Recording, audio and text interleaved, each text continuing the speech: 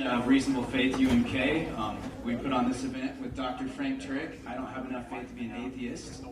And without further ado, we'll get started.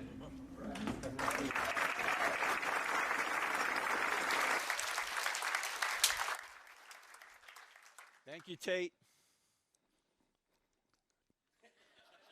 Thank you, Tate. I know that we have people in about 4 overflow rooms here, so thank you all for coming. And when we get to Q&A later, if anybody's in the overflow room and wants to come in and ask a question at the microphone, that'll be just fine. I have the great Tim Stratton here, ladies and gentlemen.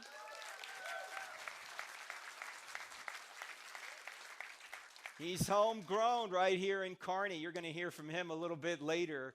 Now, how many people were at Kearney E-Free Church yesterday or were somewhere else at the time? How many of you are here right now? All right, how many don't respond to surveys?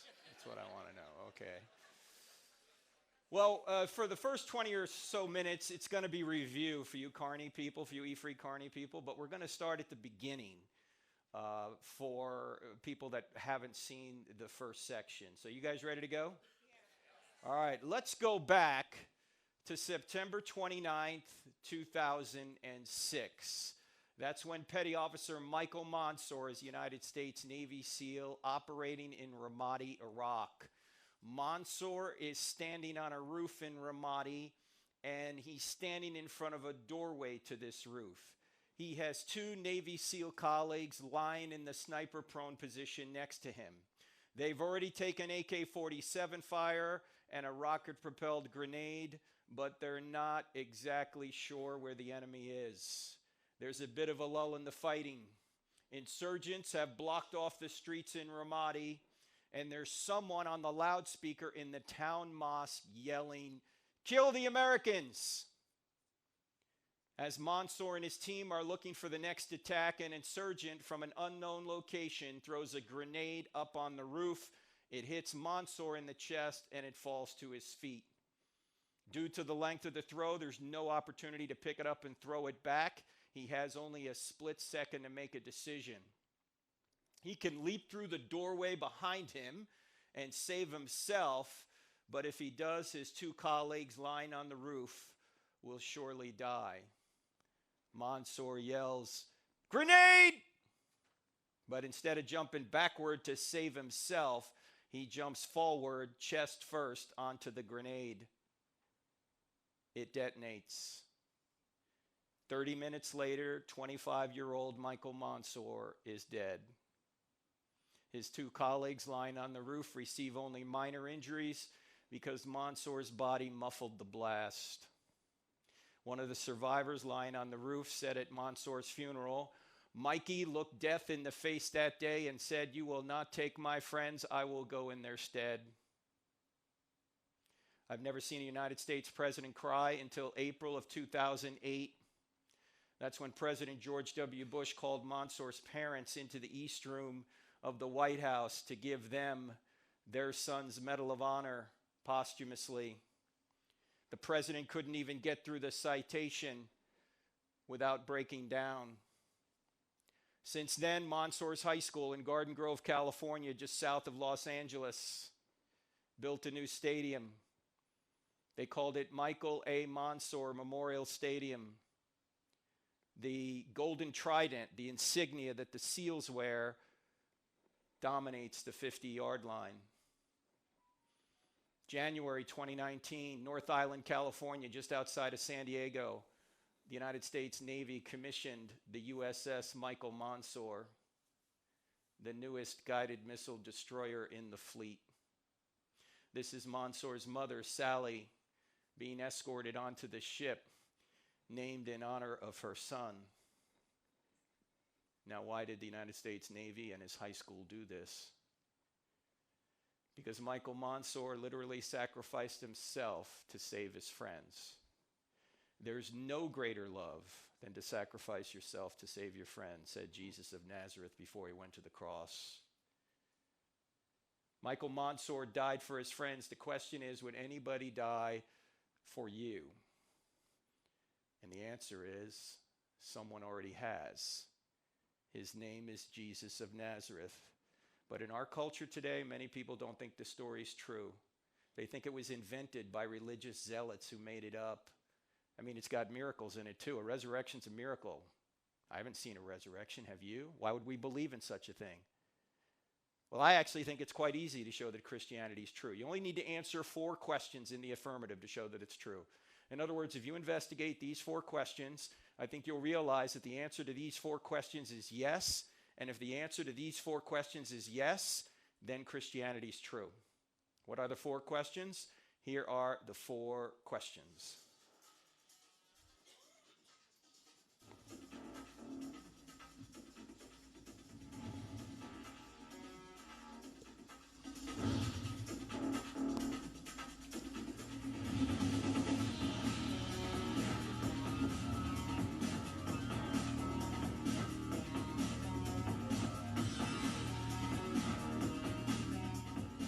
Now that is some pretty groovy music, isn't it? Yeah, that is actually from our TV show, which is on every Wednesday nights on DirecTV channel 378. Of course, here in Nebraska, it'd be 8 p.m. How many people here have DirecTV? DirecTV. Like 3 of us. Come on, friends, don't let friends watch cable. Look, if you want to get on and have enough faith to be an atheist, you got to get DirecTV. Actually, that's not true because it's on Roku. You guys know Roku? R-O-K-U? NRB TV on Roku. Look for National Religious Broadcasters TV on Roku. It's actually an Orthodox Christian station. You're not going to get a lot of nonsense on there. And if you don't have DirecTV and you don't have Roku, it's on this new technology sweeping Kearney right now. It's called the Internet. Have you guys heard of this? Yeah, it's right there on our website at those times. We're also on radio every Saturday morning, a bunch of stations around the country. Of course, here it'd be 9 a.m. Now, I know on Saturday, if you're a college student, you don't get up to the crack of noon on Saturday, so you're not listening to it then, but that's okay. It is on iTunes. It's on our app, the Cross-Examined app, 2 words in the App Store. And what we do is we present evidence for Christianity, and we cross-examine ideas against it. Now, why are these the 4 questions? Truth, God, miracles, and the New Testament. This is going to serve as our outline here tonight. Why are these the 4 questions? Well, the first question, does truth exist? Obviously, if there's no truth, and you hear people saying there's no truth, even on college campuses, you'll hear people saying there's no truth. I wonder why they go to college if they, what are you here to learn? You're here to learn truth, aren't you?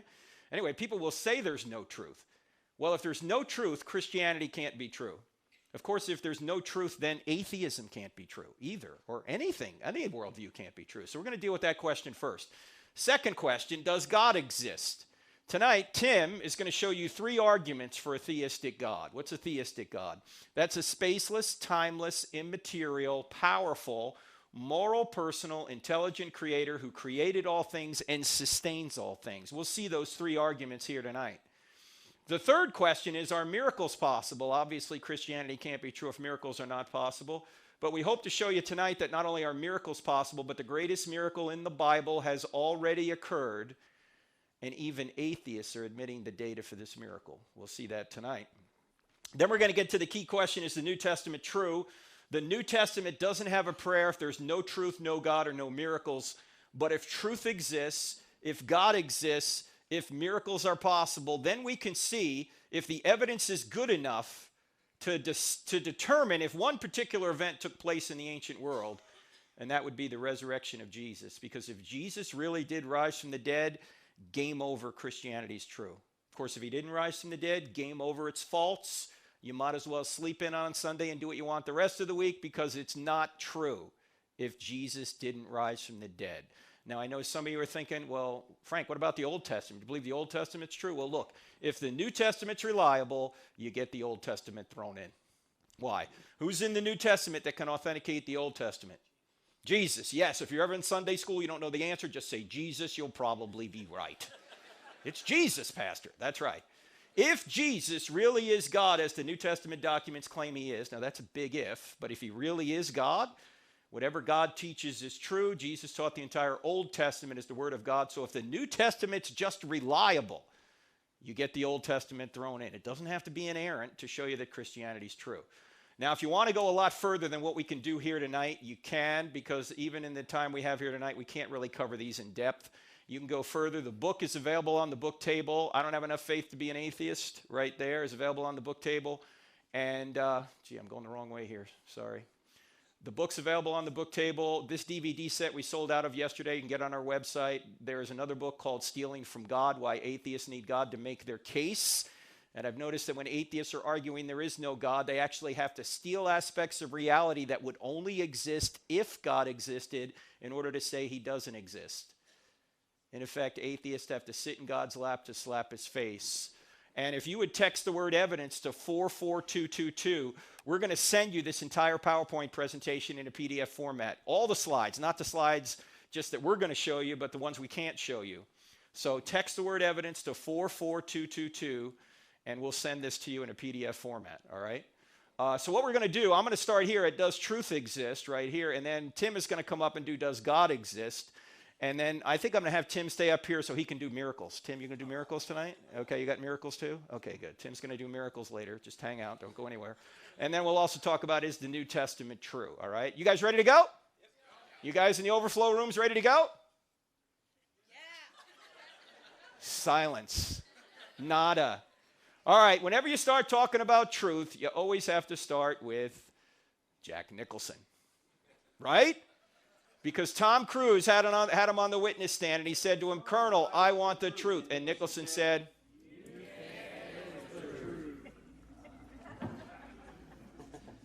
you guys were worse than church yesterday.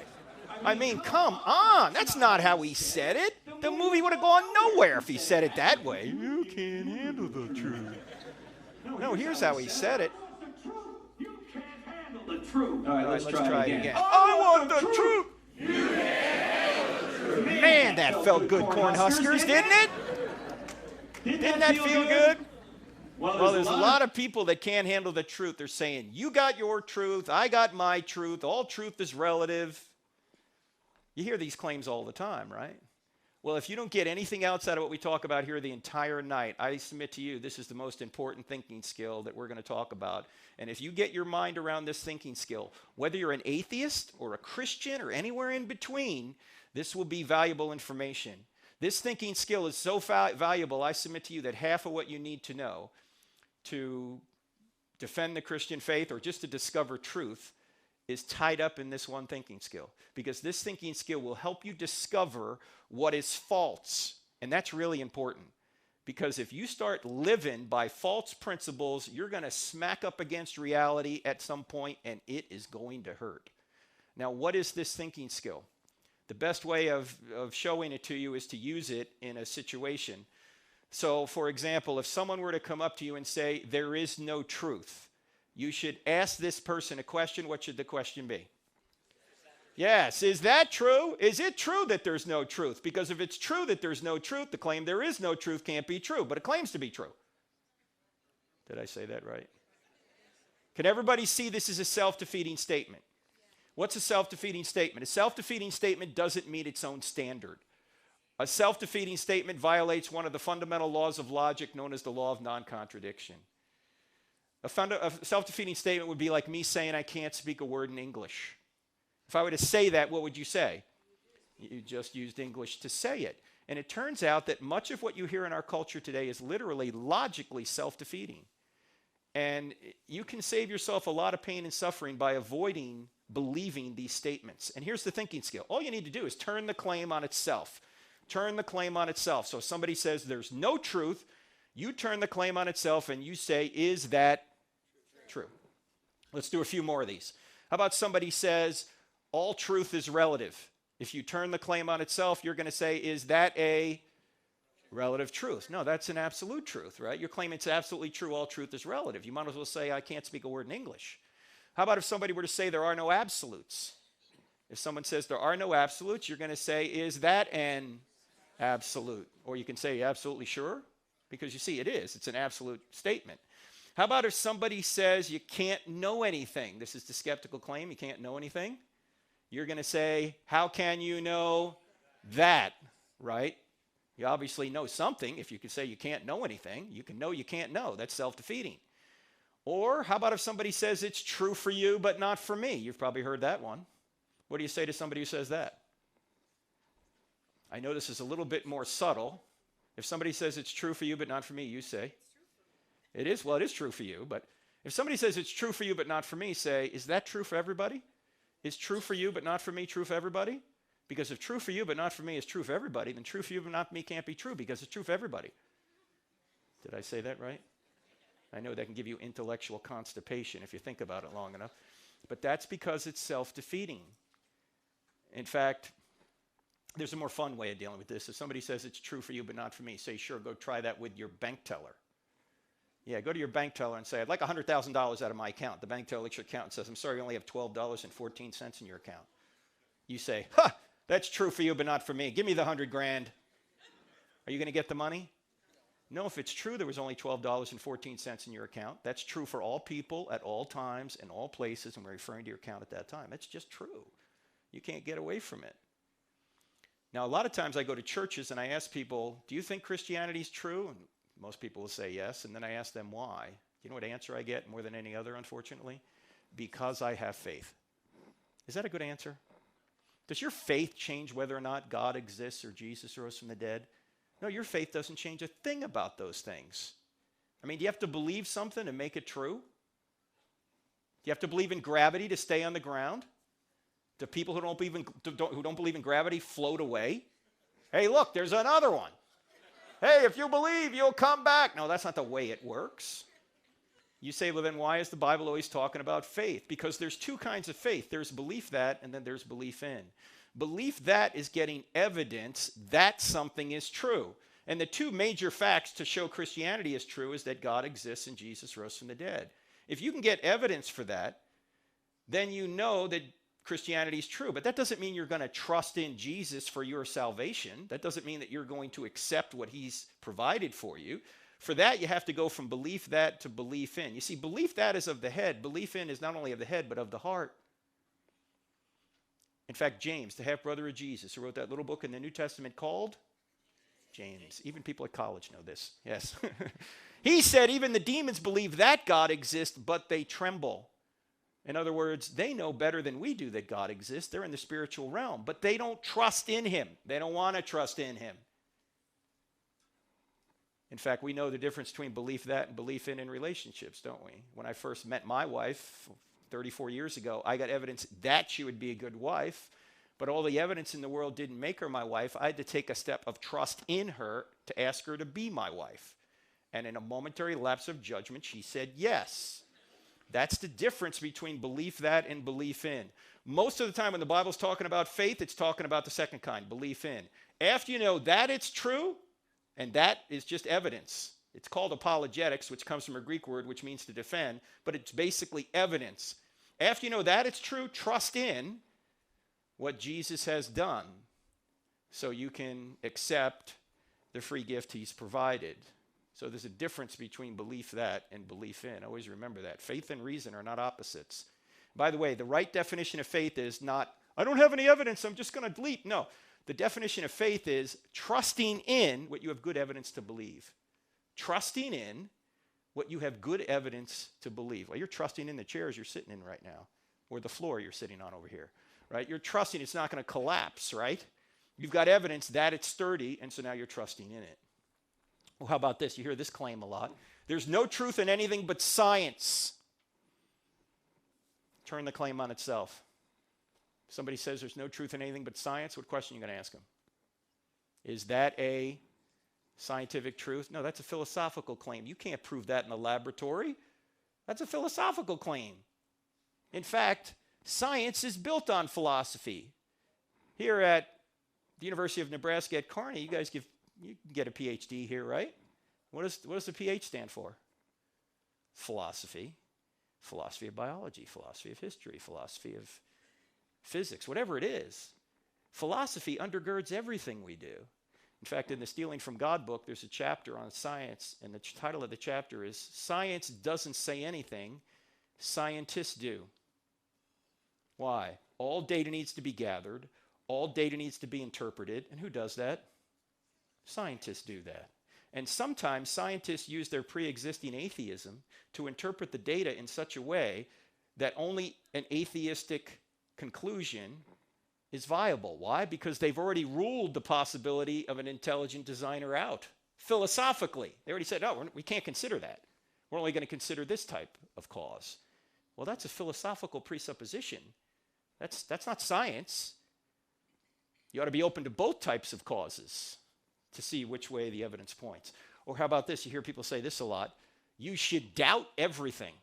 The skeptical claim, right? Somebody says you should doubt everything if you turn the claim on itself. What are you going to say back? Should I doubt that? I mean, why are skeptics skeptical of everything but skepticism? You ever notice that? They're not skeptical of skepticism. Now, how many people in here, regardless of what you believe, Christian, atheist, anywhere in between, how many people in here sometimes doubt that what you believe is true? Look, if you don't have your hand up right now, you're probably not thinking very much, right? I mean, I've written books on this stuff, and sometimes I wake up in the morning and I go, I don't even know if this is true. But then I start thinking about my doubts, and I realize that my doubts are mostly emotional. They're not intellectual. In other words, the evidence for Christianity is really good. If I'm having a good day, everything's fine. Bad day, don't know. Good day, fine. Bad day, don't know. Good day, fine. Bad day, don't know. What's changing? Me or the evidence? I'm going up and down. I'm emotionally going up and down. In fact, sometimes people will email me, or I'll see them here on a college campus, and they'll say, Frank, I was a Christian and I lost my faith. Now, I don't mean to be unkind, but since I'm originally from New Jersey, sometimes I am. But I want to say to these people, when they say, I lost my faith, I want to say, so? So? Are you telling me because your psychology changed that God no longer exists? How does that follow? Your psychology has changed, and now Jesus didn't rise from the dead. Your psychology will not tell you whether something's true or false. The evidence will. Don't concentrate on your psychology. That can change with how much bad pizza you've eaten, right? Look at the evidence, and the evidence will tell you whether or not it's true, regardless of your psychology. So when I start realizing my doubts are emotional more than intellectual, I realize I ought to start doubting my doubts, because if I start doubting my doubts, then I'm back to knowing something for sure. Have you guys thought about doubting your doubts? I doubt it. You haven't. How about this? You hear this a lot too. You ought not judge. If somebody says that, what question would you ask them back? Then why are you judging me for judging? It's exactly right, because you ought not judge is a judgment. You say, wait a minute, Frank, time out. Didn't Jesus tell us not to judge? No, 1,000 times no. Frank, he says it right there in Matthew chapter 7, verse 1. He says, judge not. Okay, I know this is going to sound weird, but it's true. There are no verses in the Bible. There are no verses in the Bible. You think when Matthew was writing the Gospel of Matthew, he said, here's chapter 7, verse 1. No. When were the chapter and verse divisions put in there? About 500 years ago, to help us navigate the text, which is important because it's a big, long series of books, right? It'd be hard to find your way around without those numbers. The problem is we think that because there's a number in front of it, we can make something say whatever we want by taking it out of context. Jesus didn't say don't judge and just stop right there. In fact, if you go over to John 7:24, he says, stop judging by mere appearances and make a right judgment. What does he say in Matthew chapter 7, verse 1? He says, judge not, lest you be judged. By the same standard you judge others, you be judged by that standard. So before you try and take the speck out of your brother's eye, take the log out of your own eye first, then you'll be better able to help your brother, you hypocrite, which is a judgment, by the way. Is Jesus telling us not to judge here? No, he's telling us to take the speck out of our brother's eye. That involves making a judgment. He's simply saying, get that problem out of your life first so you can better help your brother. So this is not a command not to judge. It's actually a command on how to judge. In other words, don't judge hypocritically. If you've got that problem, fix it, then go help your brother. But it would be completely ridiculous to say don't make judgments. Why? Number one, it's a judgment itself. Number two, you'd all be dead already if you didn't make judgments. You made 100 judgments just getting over here tonight, and now you're wondering, should I have come, right? That's a bad judgment, right? You'd be dead already if you didn't make judgments. You're making judgments every day between right and wrong, good and evil, safe choices from dangerous choices. And everybody makes judgments. Atheists make judgments. There's no God. Jesus didn't rise from the dead. There is no objective meaning to life. There's no objective right and wrong. It's all a matter of opinion. You're just a moist robot. Those are all judgments. The question isn't whether or not you can make judgments. The question is, are your judgments true? I will say this, though. Jesus did save a very stern rebuke for people who were judgmental. And who were the judgmental ones in his day? Pharisees. And what was the Pharisee job description? What did these people do? They were just props for Jesus, that's all. No, these people were the religious and political leaders of Israel. They helped run Israel. You know, Rome delegated a lot of the government authority to the Sanhedrin, the ruling council. And they were politicians. And Jesus went after these people. You tell me Jesus got involved in politics? Yes. And by the way, when he did, he wasn't so nice doing it. In fact, if you think Jesus was a sweet guy who's never said a bad word about anyone, you have not read John chapter 2, John chapter 8, or Matthew chapter 23. What happens in John chapter 2? Jesus himself makes a whip, and then he goes and he jacks people up in the temple. What? Jesus did this? Yes. And then in John chapter 8, he's talking to these same Pharisees. He's having a bit of an argument with them. I'll get it, it's probably for me. Anyway, he's having a bit of an argument with them, and he gets to the point where he says, your father is the devil. Jesus, you can't say that. That's not very Christ-like. Excuse me, I am Christ. I mean, can you imagine? You're having an argument with someone, and you say, your father is the devil. Never say that to a sibling, by the way, right? Okay. Jesus was tough. And then in Matthew 23, the same Pharisees, what does he say to them? Woe to you, scribes and Pharisees, you hypocrites, you brood of vipers, you snakes. You strain out a gnat and swallow a camel. Oh, you look great on the outside. You're whitewashed tombs, but on the inside, you're full of dead men's bones. You go a mile to make a convert, and then once you make them a convert, you make them twice as much a son of hell as you are. How will you avoid being condemned to hell? What? Sweet and gentle Jesus said this? Yes, Jesus was not Barney. Can we all get along, boys and girls? No. I came to bring a sword. It's going to divide mother and daughter, father and son. Jesus was actually killed. Why was he killed? Number one, because he claimed to be God. That's blasphemy to the Jews and sedition to the Romans.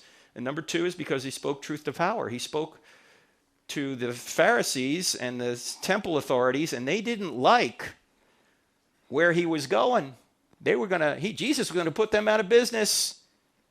And so they decided to kill him. Caiaphas, right after Jesus resurrects Lazarus from the dead, Caiaphas goes, it's better that one man die than the whole nation perish. They had evidence that Jesus was the Messiah, and they wanted to suppress it because we love darkness rather than light. Don't buy into the idea that Jesus was some 60s hippie flower child. He was tough. Read the text for yourself. By the way, I've noticed one other thing about judging. You ever notice when you compliment somebody, which is a judgment, nobody gets upset? You know, if you say to your best friend, I really love you. You're such a wonderful person. I wish I could be like you. Do you think your friend's going to say, you're not supposed to judge? Now, your friend's never going to say that. Why? Because I've noticed that people don't really have a problem with judgments. They just have a problem with judgments they don't like. In fact, if you tell somebody something that's true and they get upset with you, you just help convict them. As Augustine said, we love the truth when it enlightens us. We hate the truth when it convicts us. A few military people in here. By the way, I was in the Navy for 8 years, which stands for never again volunteer yourself. A few military people in here, you always get more flack when you're over the target. You know, if you tell somebody something that's true and they're shooting back at you, you're over the target. They don't want their evil deeds exposed.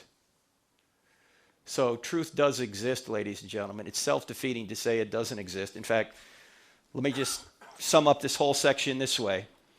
Can everybody see that this statement right here shoots itself? Can everybody see this? Because if you can see this, you've got this whole first section down, including this claim and the other claims. All truth is relative, shoots itself. There are no absolutes, shoots itself. It's true for you but not for me, shoots itself. All truth comes from science, shoots itself. You can't know anything, shoots itself. You should doubt everything, shoots itself. You ought not judge, shoots itself. Can't be true. And by the way, if you're ever at college and a professor says there is no truth, first thing you want to say is, I want my money back because I'm here to learn truth. But secondly, You might want to ask, is that true? Now, if our reasoning is good to this point, do you know what this means? It means that relativism and postmodernism, which both claim there is no truth, there is no grand narrative, there is no real absolute truth, are false. Because they're trying to make the claim, it's true, that there is no truth. Now, there's one other thing I got to mention here. While logically you can't get away from truth, personally you can suppress it and go your own way. Later tonight when we have the microphone set up for Q&A, I'm going to have, if anyone comes up here to ask a question, if anybody expresses any sort of hostility to Christianity, that's fine, we can take it. But I may ask you a question if you're not a Christian, and it's only fair for me to give you an advance notice. I'm going to ask you this question so you can think about it before you answer. And here's the question. If Christianity were true, would you become a Christian? I've asked that question several times of atheists on college campuses. In fact, I was just at Purdue a couple of weeks ago. I asked this question. If Christianity were true, would you become a Christian? The guy said, no. I said, no? How's that reasonable? How's that rational? It's not. The problem isn't here. The problem's here. He doesn't want it to be true. He doesn't want there to be a God. Why? Because he wants to be God over his own life. And he thinks God is going to get in the way. You see, many of us, we're not on a truth quest. We're on a happiness quest. And we're just going to believe whatever we think is going to make us happy, regardless of whether or not it's true. The problem is you can make yourself happy over the short term, doing a lot of fun, but ultimately destructive things. Yet over the long term, it's a disaster. And everyone in here who's over 40 knows what I'm talking about because many of us have tried it ourselves. The only way you're ever going to get true contentment is to go straight through truth, and Jesus is the truth. You remember when he said, the truth will set you free? He said, I am the truth, and the truth will set you free. What does that imply? It means if you don't have the truth, you're in bondage to something. Do you know that everybody worships something? What do you worship? What's your number one priority in life? I can't say I always get the right answer. I'm just saying we're all sometimes worshiping something that isn't worthy of worship. In any event, I just wanted to give you guys a heads up because Tim and I both may ask you that question. If Christianity were true, would you become a Christian, all right? So we know that truth exists. The next question is, does God exist? And we promise we're going to show you 3 arguments in a very brief format for this God. And there's nobody better in Kearney, Nebraska, to show you these 3 arguments than my friend, Dr., by the way, just got his PhD, Dr. Tim Stratton here, ladies and gentlemen, of freethinkingministries.com. Write that down if you would, freethinkingministries.com, because this man is a great resource for you if you live in Kearney. He lives here. His family's here. And so he's going to do the God section here. So here he is, ladies and gentlemen, the great Tim Stratton. Thank you so much, Frank. And thank you, everybody, for coming out here tonight. Get that. Oh, yeah, you can have that water. Just a second here. So anyway, Frank, it's an honor to share the stage with you tonight, or the front of the room, I guess, right here in my alma mater, UNK. So here's the question. Does God exist? I got an answer for you. Yes. At least according to the evidence, the answer is yes. The eminent philosopher, Alvin Plantinga, has noted that there are many good reasons and fantastic arguments, even arguments supported by scientific data, that show that God exists. Plantinga has said there's a couple dozen arguments or so that show that God exists. We're going to look at 3 of these arguments tonight. The first one has to do with the beginning. It's called the Cosmological Argument. It basically comes down to this, that if there's a beginning, then there's a beginner. The next argument is from design, and it's also known as the Teleological Argument. Teleological is from the Greek word telos. It means purpose or design. And it basically comes down to this. If the universe is designed, then there's a designer of the universe. Now these 2 arguments are really cool that we're going to look at because they are supported by scientific data. So right off the bat, I want you to see that science doesn't support atheism, contrary to popular opinion, science supports theism, and we're going to show you why. Now, the next argument isn't supported by scientific data, but it might be the most powerful argument out there because it deals with morality, or the moral argument. And it really boils down to this: if there's even only one thing that's really wrong, no matter what anybody thinks, well, then God exists. And here's why. If morality is more than just your opinion versus Hitler's opinion, or your opinion versus Obama's opinion, or Trump's opinion, or your opinion versus Frank Turek's opinion, or Tim Stratton's opinion, if morality is more than just personal opinions, then God exists. In fact, this is what grounds the law above the law that Chief Justice Jackson appealed to convict the Nazis in the Nuremberg trials. The law above the law only makes sense if God exists, if there's an ultimate standard that transcends human opinion, a standard from which our laws must approximate, at least if they are good laws in an objective sense. And if that's the case, if there are some laws that ought to be changed, if there are some things that are really wrong, then God exists. Now, we're going to get back to the issue of morality shortly, but let's first begin with the beginning. Did you see that? Let's watch God move again. Have you ever seen God move? I mean, if anything happens tonight, you can go tell your friends, I was on the UNK campus and I saw God move in a powerful way. All right, thanks for laughing. All right, we're going to talk about the beginning of the universe. Now, this is an argument for the existence of God that seems to go back to the beginning, the Big Bang. Right, the Big Bang. Isn't that cool? Now think about it. Okay, now I see some Christians out here. I know some of you guys. And I see some people going, wait, Tim, you're going to talk about the Big Bang? We're Christians. We hate the Big Bang. We're opposed to the Big Bang, right? We can't talk about the Big Bang. Now listen. See, I contend that if a Christian rejects the Big Bang, then they're ultimately stealing defeat from the jaws of victory. I'm not opposed to the Big Bang. I believe in the Big Bang. I just know who banged it.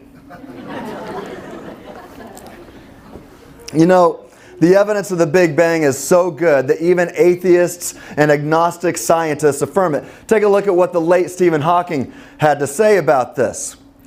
He says almost everyone now believes that the universe and time itself had a beginning at the Big Bang. Well, if you think about that, if the universe had a beginning and even time itself, then this means that all space, time, and matter, all nature, literally came from nothing. Who studies nature for a living? Scientists. So all scientifically testable and discoverable stuff began to exist. Think about that. You know, Alexander Vilenkin, one of the world's leading cosmologists. This guy is scary smart. And he had this to say. He spoke at Stephen Hawking's cosmology conference not too long ago. Let's take a look at what Alexander Vilenkin says. He says, with the proof now in place, cosmologists can no longer hide behind the possibility of a past eternal universe. There is now no escape. They have to face the problem of a cosmic beginning. Now I want to focus on two words here in what Vilenkin says. Typically, scientists don't like to use the word proof. A scientist isn't in the business of proving things typically. They are in the business of disproving things and reaching the inference to the best explanation and things like that. But Alexander Vilenkin believes that there's so many converging lines of evidence that he's confident enough, this scientist is confident enough to say there is a proof to the beginning of all nature. Now, why is this a problem? Why is this a problem? Well, it's a problem because if all nature had a, quote, mother of all beginnings, as his atheist colleague Alan Guth has said, that there was a mother of all beginnings. Well, if all nature had a mother of all beginnings, then this so-called mother must be something other than nature. And that's what philosophers call supernatural. something other than nature, simply means supernatural. Now, Vilenkin is an agnostic, but he admits the data for the first miracle. And by miracle, here we mean a supernatural event. But here's the bottom line. If the universe had a beginning, it must have had a beginner. So you got two options. Either no one created something out of nothing, that's the atheistic view, or someone created something out of nothing, that's the theistic view. Now, which view seems more reasonable? Just asking a question here. What view seems more reasonable? What is the inference to the best explanation?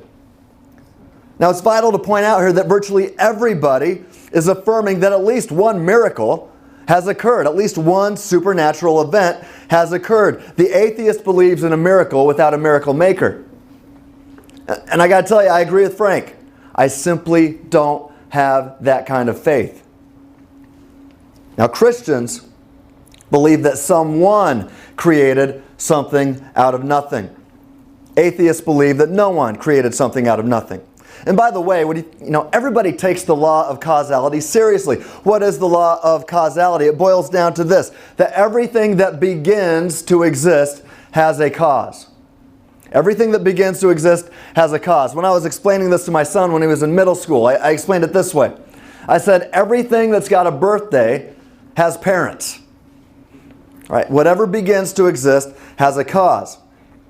Now remember what Alan Guth affirmed about the universe. If everything that has a birthday has parents, well, Alan Guth, the atheist cosmologist, by the way, affirmed that there was a mother of all beginnings. So what could have been the parents, so to speak, of the universe if the universe began to exist? Well, it could not have been something that depends upon the universe. If something depends upon the universe for its existence, it cannot be the cause of the universe. So it's got to be something other than the universe, other than nature. And Aristotle realized this back before the time of Christ and realized, based upon logic alone, that there had to be an unmoved mover. So question, what's this unmoved mover like? That's the question that we got to answer tonight. What could have caused space, matter, and time, all nature, to have a birthday? Well, let's think about this logically. We're just going to think logically about this scientific data. That's all we're doing. Well, let's think about this. So if all nature had a birthday, if all nature began to exist, what could the cause of all nature be?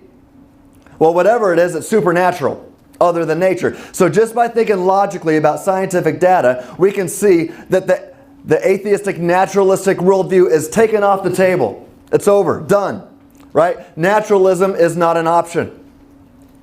So the cause of the universe has to be supernatural, just thinking logically about scientific data. Well, if space began to exist, we know that the cause of all space had to be spaceless.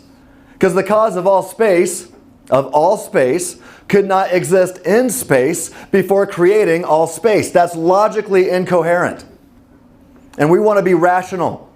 Right? So the cause of all space has to be spaceless. And did you know that matter can't exist without space? If there is no space, there is no matter. So guess what? The cause of all matter and space also has to be immaterial. An immaterial substance. Call that spirit if you'd like, but if you don't like that word for some emotional reason, just call it immaterial. It was an immaterial cause of the universe. It also had to be eternal, without beginning. Because if time began to exist, the space-time universe began to exist, then we know whatever caused time had to exist apart from time, and therefore did not have a beginning, because beginnings require time. And so it was eternal without beginning. And that also means nothing caused it. So whatever this is, I'm not jumping to any conclusions here. Whatever it is that caused the universe, nothing caused it. It just exists. We also know that whatever it is It's got to be extremely powerful, because I can't think of anything that requires more power than causing an entire universe to come into existence from nothing. Can you? I've thought about that long and hard and lost lots of sleep over that question. I can't think of anything that would require more power. And here's something that's cool. Whatever it is, it's got to be a volitional mind. By volitional, I mean this thing, whatever it is, has free will. How to reach that conclusion? Well, consider the words of the Greek physicist Foitini Markopoulou. She stated, apart from time, things don't happen. And we've realized that that time began to exist. So there was a timeless state. And she states that apart from time, things don't happen. She's exactly right. Unless, there's a big unless here, unless in that timeless state, a personal mind with free will exists apart from time, where the clock is not ticking, and then can make a free will and volitional choice to make the clock start ticking. I just saw some of your heads go. It's pretty cool, but it will blow your mind when you think about that. But here's the point. Simply by thinking logically about scientific data, we can see that a supernatural, eternal, extremely powerful, and personal being. Why is it a personal being? Because only persons have free will. Only persons are the types of things with volitional minds who can make choices. So we see whatever it is that caused the universe, it's a personal being. An extremely powerful, supernatural, eternal, personal being who is the cause and creator of the universe. Do I have any Bibles or religious books up here? None. On purpose. Think, oh, you're such a bad Christian. Well, I wanted to make a point. I have not touched a single Bible verse or referenced any passage of Scripture, since there are no Bible verses. Right, Frank? No Bible? Okay. But I haven't touched Scripture to make my point. I've just touched scientific data, and we've thought logically about it. Now, I hope you see that. But with that said, what does the supernatural, eternal person sound like? God. Thank you. It sounds like God. Now, have we demonstrated that this is the God of the Bible? No, we haven't. Not yet. Stick around. More data is required if we hope to reach that conclusion. However, it's vital to note that simply by thinking logically about science, several worldviews are taken off the table as possible explanations of reality. Atheism and naturalism, it's done. Naturalism cannot be true. The view that only nature exists, the view that only scientifically testable stuff exists, it's done. Take it off the table. What else can we rule out? Mormonism. We can rule out Mormonism by thinking logically about science. Why? Well, according to Mormonism, the universe exists eternally without beginning. They say that there is no beginning to the universe, and actually, humans are then contingent upon the universe, and then humans become gods with little g's, not big G's. Right? There's no big G God that created the universe on Mormonism. There's a whole bunch of many gods like Zeus and Thor, like in the Avengers, right? But you don't get a big G God, creator of the universe. So we can rule out Zeus, we can rule out Thor, we can even rule out the flying spaghetti monster. Why is that? Because spaghetti is contingent upon the material universe. Spaghetti is contingent upon carbs. And if there is no universe, there's no carbs. So the flying spaghetti monster cannot have created the universe. You can rule that out. We can know some things. There's around 4,000 or so worldviews from which to choose that have existed on this planet. And we can get rid of the vast majority of them with just this argument, leaving around 4 of the major worldviews to consider. So what are we left with? Basically only 4 options. Here's my final 4. Islam. might be true. Based on what we've looked at and thinking logically about science, Islam could be true. Judaism, the Jewish religion, it's a possibility. It's a contender. Deism, the view that there was a creator of the universe and then he left and doesn't interact with the universe anymore, possibility. But also Christian theism. Christianity is a possible explanation of reality. So let me quickly point out something, a little side note here, that 3 of these 4 options reject the historical resurrection. And one of them says there is a historical resurrection. So, if there is historical evidence for the resurrection of Jesus, there's one victor. There's one remaining of those final 4. There is one left. And that would be Christianity. If there is historical evidence for the resurrection, stick around, we'll see if there is.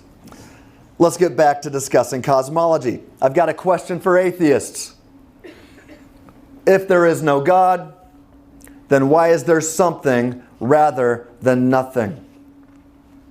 Well, speaking of this something that exists, here's another question. Why is it fine-tuned for life? Why is it fine-tuned for life? Let's move to the teleological argument now, which is all about design and the fine-tuning of the universe. Remember that Big Bang that we were just discussing? Remember the Big Bang? If you're a Christian, it's your friend, right? The Big Bang, well, scientists have discovered something about the Big Bang recently. I was on Facebook promoting this event the other day, and somebody wrote, "Oh, you're telling me there's new evidence for God's existence?" Well, yeah, kind of. This is recent discoveries from scientists, and they've found out that the initial condition of the beginning of all nature had to be just right, fine-tuned, on a razor's edge for life to exist anywhere in the universe. In fact, just for the universe to exist.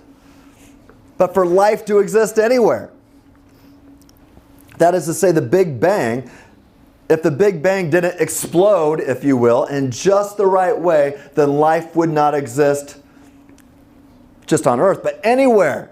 So if one believes in evolution or not, it's irrelevant. If the initial conditions of the Big Bang were not incomprehensibly fine-tuned, then evolution could not occur anywhere in the entire universe, even here on Earth.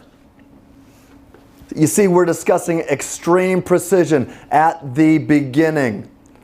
Now, there's around a dozen or so of these precise values that have to be just right for the universe to exist and for life to exist anywhere in the universe. But let's just look at 2. Let's look at Stephen Hawking again and see what he had to say.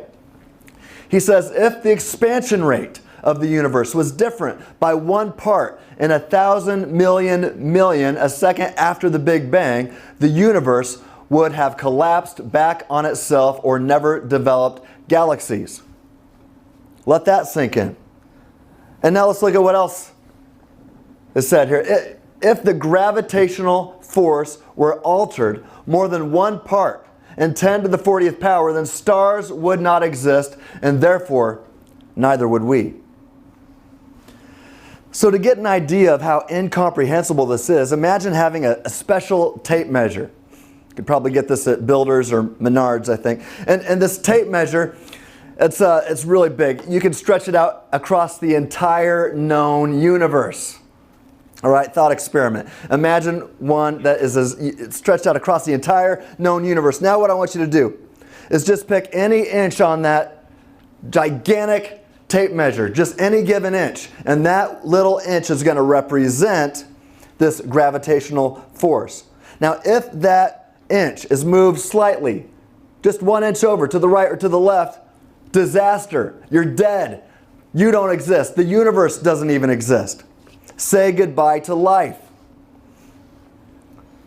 Think about that. There's around a dozen or so of these tape measures that represent different values that have to be just right for the universe to exist and for human life to exist, or for any life to exist anywhere. So with that, we've got 2 options.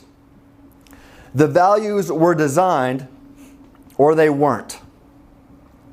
What's more reasonable? Atheists have to appeal to chance. Man, I got to agree with Frank. I simply don't have that kind of faith. Well, let me get back to the third piece of evidence for the existence of God. I told you that we'd get back to morality, so let's do it. Now, first of all, before I do that, I want to point out that Frank and I agree that if atheism is true, then morality is impossible. In an objective sense, it's impossible. Frank and I also agree that if atheism is true, then rationality is impossible. Rationality, it doesn't work. And when you think about it, rationality and morality are linked.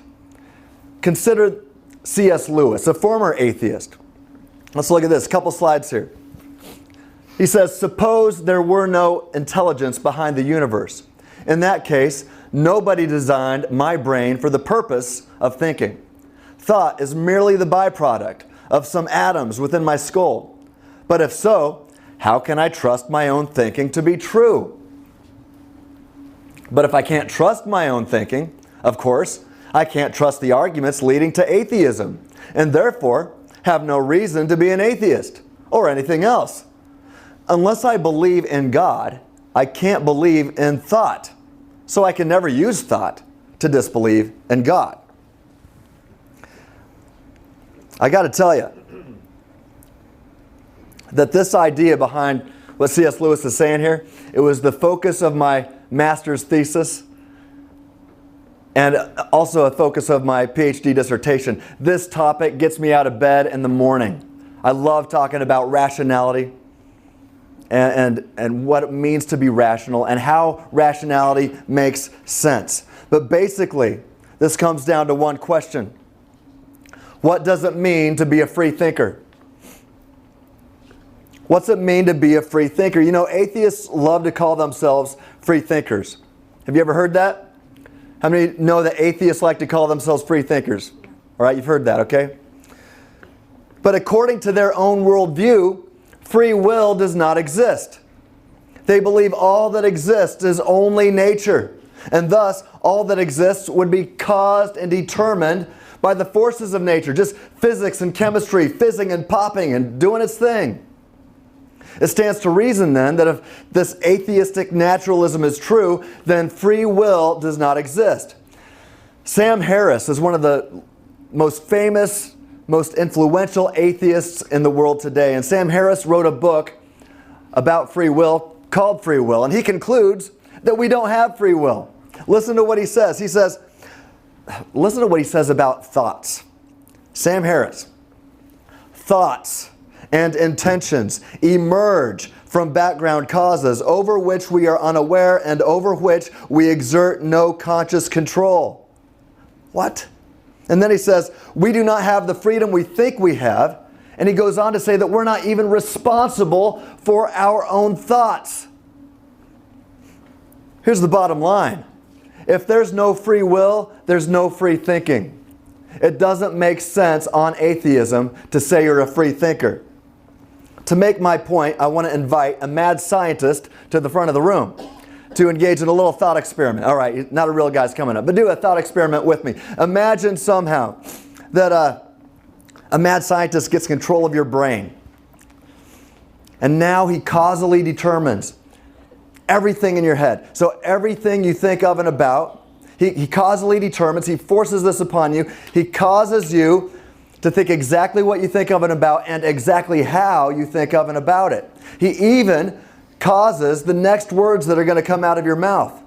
Question: how can you, not the mad scientist, rationally affirm any of your thoughts or beliefs? Go. Well, what? That was even the mad scientist, not you. All right. I'm just kidding. See, it's impossible. You're right. It's impossible to do such a thing. It doesn't work. And if you replace the mad scientist with physics and chemistry or anything else, you've got the exact same rationality problems, but for different reasons. It's impossible. However, if God exists, if theism is true, especially if Christian theism is true, then you are an image bearer with free will. Remember that cosmological argument that we just looked at.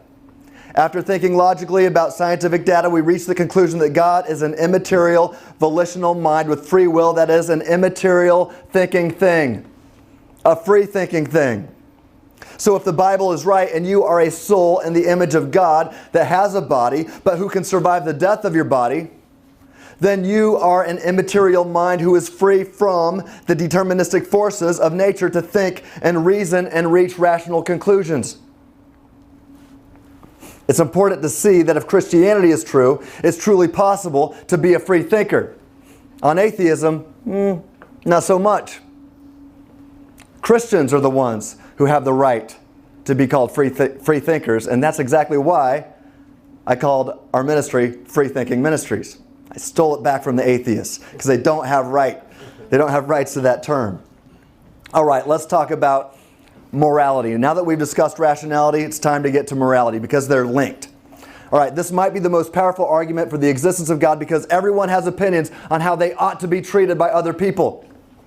Everybody makes moral judgments every single day about what is good, bad, right, wrong, fair, or evil. Everybody has opinions. So let's do another thought experiment to make a point. Let's imagine that you go on a hike, it gets dark, you're in the forest, you get completely turned around, you have no idea which direction is north, south, east, or west, you have no clue. You pick up your cell phone and you realize it's dead. And you are lost. You have no idea where you're going. But then you're like, oh, wait a second. I packed a magnetic compass in my backpack. I'll just get that out. So you get that out.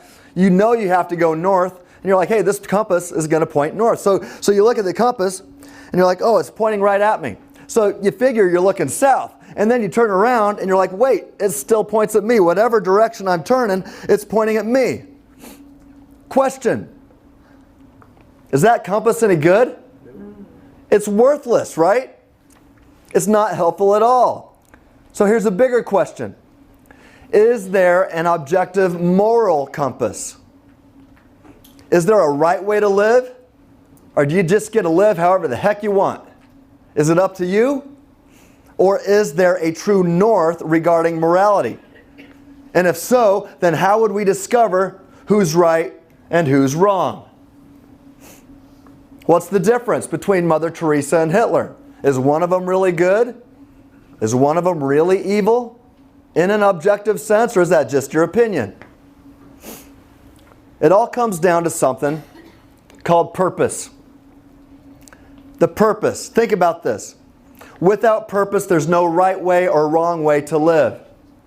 You know, when a football game is played, the only way that somebody can tell if a quarterback throwing a pick six is any worse than the quarterback throwing a touchdown is what? If you know the purpose of the game. Without purpose, the guy throwing a pick six is not really any worse than the guy throwing a touchdown. You need purpose. You got to know the purpose of the game. And you got to have purpose to have right, wrong, good, bad, or evil. Now on atheism, you're nothing more than a cosmic accident. There is no ultimate purpose in your life. Life is purposeless and meaningless on atheism. You're nothing but dust in the wind.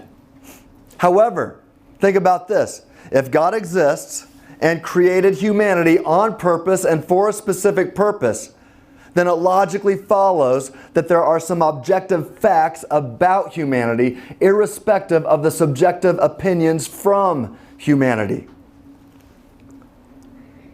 It's all about purpose. That is to say, if Christianity is true, if it's true, then there are rules to the game of life. Now, if you choose to ignore these rules, that's another question. But the last time I checked, athletes who win championships are the ones who know the rules and the purpose of the game. So here's the question. What is the purpose of life? What's the purpose of life? Well, if Christianity is true, then we know the purpose of life. We know the rules of the game of life. Jesus made it clear when he summed up the entire law in 2 simple and easy to remember commands. You can sum it up like this. Number 1, love God first. And number 2, everybody love everybody. From your neighbors to even those who consider you to be an enemy. Everybody always love everybody. I mean, who doesn't want to live in a world like that? Who doesn't want Christianity to be true? Think about this. If everybody listened to and followed the commands of Jesus and everybody actually loved everybody all the time, who does not want to live in that kind of world? Why would you not want Christianity to be true? I don't get it. But Jesus even went on to give us some specifics about how to accomplish this, about what God's purpose for humanity was. Ultimately, it's about love, but then he told us how to love each other in certain aspects. Now, he even told us what marriage should look like, how to love your spouse, and actually who your spouse should be. Well, let me explain. A lot of people, just a side note here, a lot of people think that Jesus never spoke against things like homosexual marriage, but that's false. Because he did affirm God's model of marriage in Mark 10, 6 through 8. And it can be summed up in the following way. It's one man and one woman becoming one flesh for one lifetime. Jesus is saying that that's God's purpose for human marriage. You see, Jesus gave us the rules. It's the law above human law. So even if it's legal, that doesn't mean it's right. You see? And it's all logically grounded in the fact that God created humanity on purpose and for specific purposes. And so there are objective facts about humanity, irrespective of the subjective opinions from humanity. And the Bible says that God is love. And this makes sense as to why God created humanity for the objective purpose to love. You see, God's unchanging moral nature is the standard of how we measure good, bad, right, wrong, fair, or evil. It's God's nature, and his nature is love. And so things that are other than love, things that are not love, are objectively wrong. They're objectively bad. It's objectively evil. When you use the same ability to love in a backwards way, that's evil, and that's easy to remember because love spelled backwards is evil. All right, never been the best speller, but you get the point. You'll get the point, and you won't forget it. Now, you're free to disagree with God about his purpose of your existence. You're free to disagree. You are free to miss the objective mark. But that's simply what it means to sin, to miss the mark. And those who miss the mark for eternity, those who choose to miss the mark for eternity, well, you get to have it your own way. Here's the bottom line. If there is no God, then the Nazis were not really wrong in any objective sense. Just their opinion versus yours. If there is no God, then love is no better than rape. If there is no God, there are no such thing as human rights, like the Declaration of Independence makes clear. There's no objective or unalienable human rights. Atheism is un-American, by the way. Atheism cannot make sense of the Declaration of Independence. Christianity can. 4, if there is no God, the religious crusades were not wrong. Right? I hear people complaining about those all the time, that they were wrong. Well, not if atheism's true. And if there is no God, then tolerance is no better than intolerance. Think about that. And if there is no God, well, you can't complain about the problem of evil, because evil proves God does exist. Think about this. If God does not exist, then there's nothing that's objectively good, bad, right, wrong, fair, or evil. If somebody says, I'm an atheist because of the problem of evil, well, you've just provided the next premise that says evil exists, and therefore God exists. Right? So evil is like a hostile witness who turns on the prosecution in the courtroom of public opinion and turns against it. The atheist trots out evil to say, look, I'm an atheist because of the problem of evil. But then evil turns around as a hostile witness and says, ha-ha, God exists. Evil backfires on the atheist. C.S. Lewis realized this. As an atheist, he said that my argument against God was that the universe seemed so cruel and unjust. But how had I got this idea of just and unjust? A man does not call a line crooked unless he has some idea of a straight line. What was I comparing this universe with when I called it unjust? If there is no God, there is nothing that is just. But justice exists, right? Therefore, God exists. Hey, it's time to get the star of the show back up here. What do you think? Give it up for Frank Turek one more time.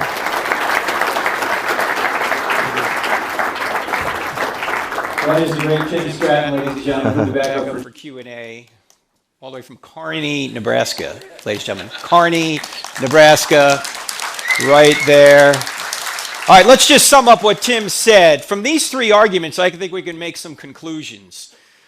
Because you can draw attributes of the divine being from these three arguments. We couldn't cover them all, but if you look at these three arguments, you've got a spaceless, timeless, immaterial, powerful, moral, personal, intelligent creator who created all things and actually sustains all things to this very moment.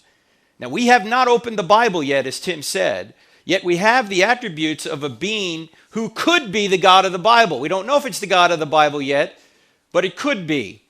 Now, how can we figure out if this is the God of the Bible? We have to go to the next step, and that is point 3, are miracles possible? And you're probably wondering, look, these guys are only halfway through. It's getting late here. These next two sections here go pretty quickly, okay? But why are miracles going to tell us who is the true God? Because if God exists, he can use miracles to affirm that somebody speaks for God. Why listen to Moses? Because Moses can do miracles. Why listen to Elijah and Elijah? Because they can do miracles. Why listen to Jesus and the apostles? Because they can do miracles. And there's just one problem with this. A lot of people think miracles are impossible. For example, Noah and the ark. All right, Christians, don't let this get out of the room. I know it's being streamed, but can we just all agree on one thing? That Noah and the ark is crazy. Can we just admit that? I mean, please. Really? And a resurrection. How many people in here have seen somebody rise from the dead? Yeah, nobody. Yet, for a Christian, your entire faith is built on believing something you have never seen. How rational is that? And for some reason, the big problem miracle in the Bible is Jonah. Is that a whale of a tale or a tale of a whale? I mean, what is the deal with Jonah? Can you really believe in Jonah? I mean, come on. Now, what is the greatest miracle in the Bible? No, the resurrection's easy compared to the greatest miracle. The greatest miracle in the Bible is... We got some of you a second time. Yes. The greatest miracle in the Bible is Genesis 1:1. In the beginning, God created the heavens and the earth. Because if that verse is true, every other verse is at least possible, right? I mean, if God can create the universe out of nothing, can he do whatever he wants? It's not logically impossible inside the universe? Of course he can. Now, here's the interesting point that Tim brought up. Atheists are admitting the data for the first verse. They don't think it's God, but what else could it be, as Tim pointed out? It's got to be a spaceless, timeless, immaterial, powerful, personal, intelligent cause. It can't be something made of nature. Nature was created. It can't be the cause. So if Genesis 1:1 is true, every one of these other verses could be true. Of course Noah is crazy, unless God exists. Of course resurrections don't occur, unless God exists. Of course, Jonah makes absolutely no sense unless God exists. And isn't that the point? These things can't happen without God. They're signs from God. Now, look, a lot of people don't believe in miracles because they've never seen one. Let me submit to you that is not a good reason necessarily to disbelieve in something. Why? Because you believe in a lot of things you've never seen. You believe in your mind. Have you ever seen it? You're using it right now, I hope. You believe in the laws of logic. Have you ever seen those? Oh, you're using them right now. You believe in love. Have you ever seen love? Oh, you may have been loved. You may have loved someone, but you've never seen love. It's not a physical thing. In fact, years ago, I had a couple of debates with Christopher Hitchens. You guys know who Christopher Hitchens was? He was a brilliant British atheist who sounded more brilliant than he was because he had a British accent. And in the Q&A of the second debate, a student on this side of the auditorium asked Christopher this question. Christopher, what is love? And Christopher, being a materialist, had to give a materialistic answer. He said, love is a chemical. And I said, don't tell that to your wife. Honey, do you love me? Yeah. Why? Because I got the chemical today. You know, tomorrow I might not have the chemical. No, love is not a chemical. It's not a physical thing. It's an immaterial virtue grounded in the nature of God. And everyone in here believes in it. Everyone in here believes in justice. You've never seen it, but you believe in it. You've never seen gravity.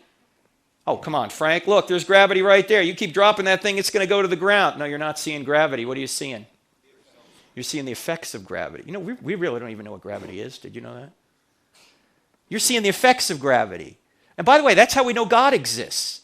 We see an effect, we reason back to the cause. We see an effect known as creation, we reason back to a cause, creator. We see effect known as fine-tuning or design, we reason back to a designer. We see an effect known as a moral law written on our hearts, we reason back to a moral lawgiver. That's how we know God exists. That's what scientists do. They reason from effect back to cause. You've never seen George Washington. Yet you believe in him. Why? Because he's left effects behind that are best explained by the cause George Washington. Same thing is true with Jesus. He's left effects behind that are best explained by the cause known as Jesus.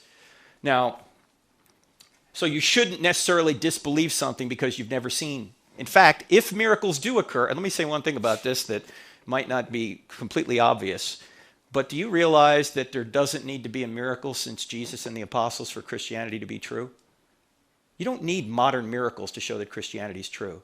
There could have been no miracles since Jesus and the apostles. I think there have been. In fact, my friend Craig Keener at Asbury Seminary has written a hernia-inducing 2-volume set called Miracles, about modern-day miracles, 1,200 pages. You can get that if you want to see the data for this.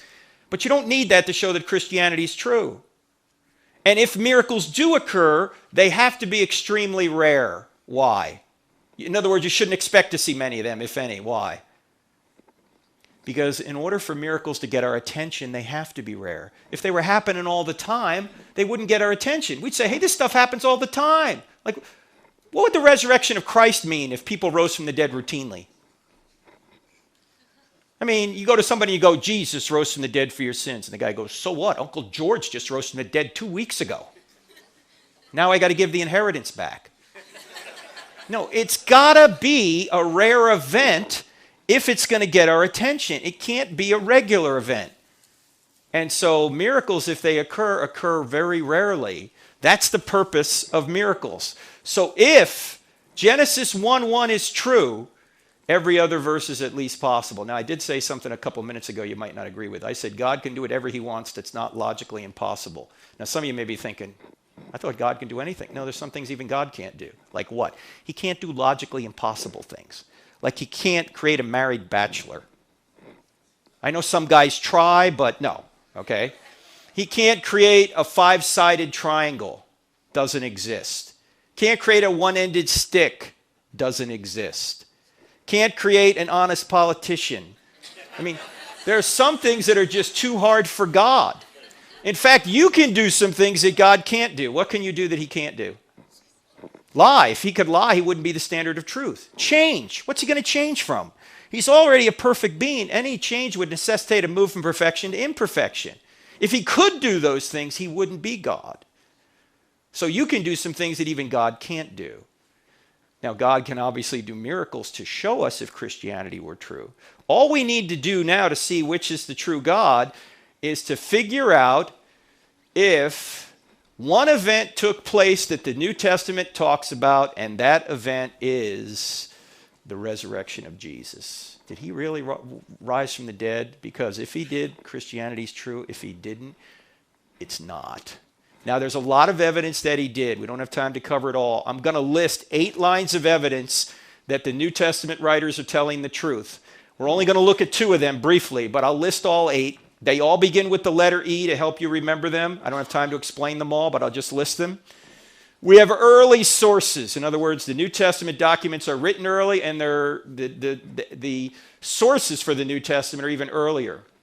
There's eyewitness details throughout the text. In fact, if you get the book, I Don't Have Enough Faith to Be an Atheist, you go to chapter 10. There's 84 details alone in the book of Acts that are confirmed to be eyewitness details or historically probable details. There's 59 in the Gospel of John. There's eyewitness details throughout the text. There's embarrassing stories. I'll explain that in a minute, as well as excruciating deaths. Also, there's embedded confirmation. I don't have time to explain that. I just want you to Google 2 words if you're interested in this kind of thing. Google undesigned coincidences. Undesigned coincidences. I submit to you, I call it embedded confirmation. I submit to you that that evidence right there is the best evidence you've probably never heard of that the New Testament writers are independently witnessing the same historical events. They couldn't have invented it. Also, expected predictions. That deals with Old Testament prophecy. If I had just one Old Testament prophecy to make my case on it, would be Isaiah chapter 53. Go read it, written 700 years in advance. Extra biblical writers. There's 10 ancient non-Christian writers within 150 years of Jesus' life. These are household names like Suetonius, Thallus, Phlegon, Josephus. You've probably read them earlier today, I'm sure. And when you add up their references to Jesus and the apostles, you get a story congruent with the New Testament. And finally, number 8, the explosive growth of the church out of Jerusalem, which is nearly impossible to explain if Jesus' body was in his tomb. Why? Who could have stopped Christianity immediately, and who wanted it to be stopped? The Romans and the Jews. How could they have done it? Go to the body, go to the tomb where the body was. Everyone knew where the tomb was. Taken the body out. They could have paraded around the city. Instead, stop all this nonsense talk about the resurrection. He's dead. They couldn't do that. Why? Because he was still using his body. It's hard to explain how Christianity could come out of Judaism from Jerusalem if his body was in the tomb. Must not have been there. Now, we don't have time to cover all these. Let's just cover a couple. I like these 2. They're my favorites. Embarrassing stories. What are embarrassing stories? Historians have a principle that they use to try and discover if a writer's telling the truth. It goes like this. If there's something embarrassing to the author or authors, it's probably true. Why would it be true? Because you're not going to invent details that make you look bad, that are going to embarrass you. You might invent details that make you look good, but not details that make you look bad. In fact, let me ask you guys a question in here. How many people in here have ever lied to make yourself look good? If you don't have your hand up right now, you're lying to make yourself look good. And it's not working. We know you're lying. All right, how many people in here have ever lied to make yourself look bad? No, you don't do that unless you're a pool shark or something. No, you don't do that, okay? Well, the New Testament writers have filled the New Testament, and this is true of the Old Testament as well, by the way, filled the New Testament with embarrassing stories they never would have invented. That's why we call this the duh factor. They're not making this up. Let me just give you a few examples. Notice, the leader of the disciples is a man named Peter. And at one point, Jesus turns to him and he says, "Get behind me, Satan." He calls Peter Satan. You think Mark invented that? You think Mark at one point said to Peter, "Hey, Pete, I'm going to make this a real interesting story. I'm going to have the Lord call you Satan." What do you think Peter would have said? "Have him call you Satan. Look, I'm the leader here. This is embarrassing." And then Peter says, "Lord, I'll never deny you." What does he wind up doing? Denies him 3 times. And then at the crucifixion, all the disciples, maybe with the possible exception of one, they all run away. This is like a Monty Python movie. Run away. They all run away. And who are the brave ones? Ladies. The women. The women are the brave ones. Yeah, you ladies, you can give yourselves a hand. I know you want to. Yeah. You did not run away like you sissy pants men did. Come on.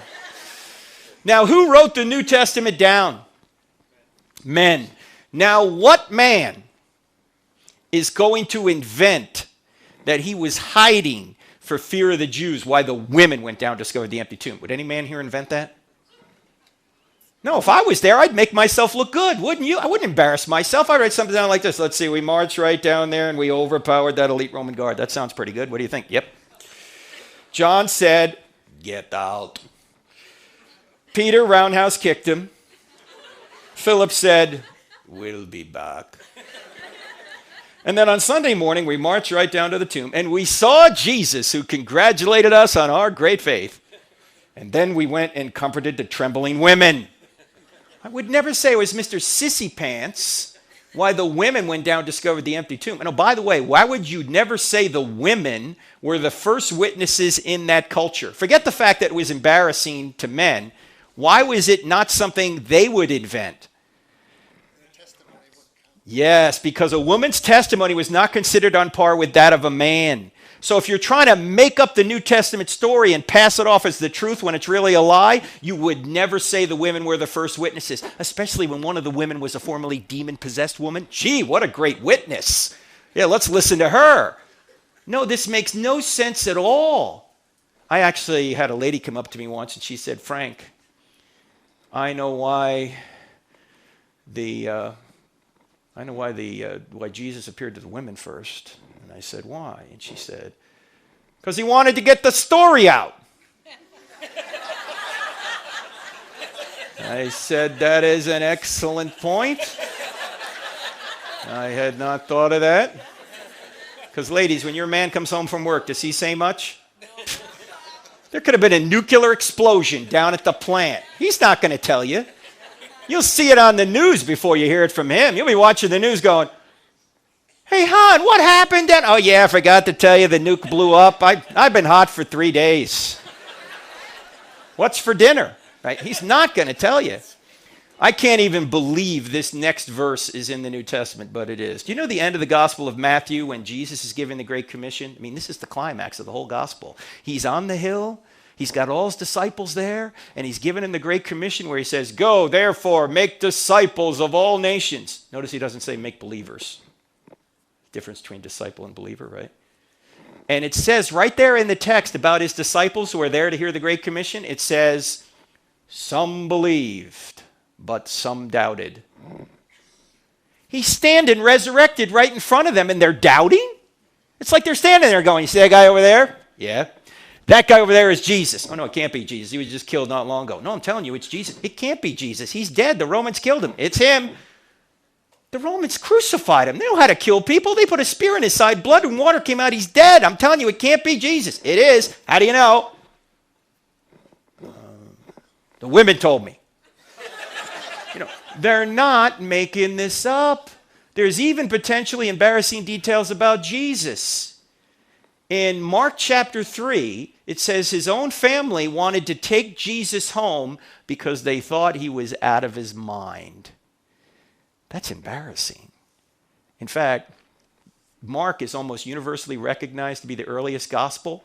And you've probably heard the scholars say, well, the New Testament writers embellished Jesus to be God. Really? Then why is Mark saying that his own family thought he was nuts? They're not making this up. In fact, his own brothers don't believe in him. John chapter 7, it says his own brothers don't believe in him. That's embarrassing. We learn later, however, that James, the half-brother of Jesus, who wrote that little book in the New Testament called, you guys are still sharp, that he later dies as a martyr in the city of Jerusalem. The Sanhedrin murder him. He's the pastor of the church in Jerusalem. They throw him off the temple, and then they stone him to death. You know who tells us this? No New Testament document tells us this. Josephus tells us this, who probably was there because he lived from 37 AD to 100 AD. He's a Jewish historian who went and lived in Rome after this. He tells us that James dies as a martyr.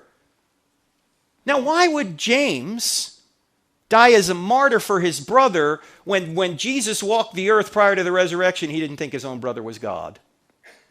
Paul tells us 1 Corinthians 15 is the earliest evidence for the resurrection in the entire Bible. Verses 3 to 8 are a creed, an early creed that was memorized orally that even atheists say goes all the way back to the resurrection itself. And in that creed it says who Jesus appeared to.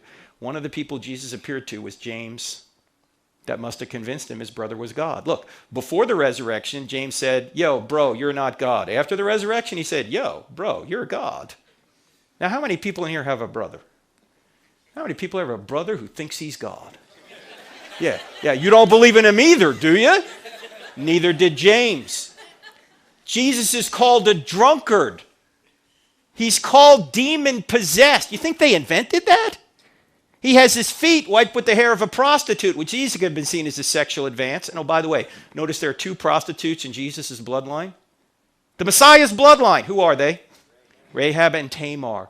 Do you think when Matthew and Luke wrote down the genealogies, they said, you know what? I think we really ought to spice up the Messiah's bloodline a little bit. What do you say we put a couple of prostitutes in there? No. They're just telling the truth, as embarrassing as it is. In fact, there's a lot of embarrassing people in the bloodline. Judah, from where we get the term Jew, that's who Jesus came from. Read about him, not a good guy. David, a man after God's own heart. Yeah, but he's a liar, adulterer, and a murderer. Geez, I guess there's hope for the rest of us then, huh? Bathsheba's in there. And when Matthew gets to her in the genealogy, he won't even mention her name. You know what he says in the genealogy when he gets to Bathsheba? Uriah's wife. Ooh, he's telling the truth, but who is Uriah? Husband of Bathsheba, whom David had killed so he could have Bathsheba. This is not a sanitized bloodline. They're not making this up. They're telling the truth.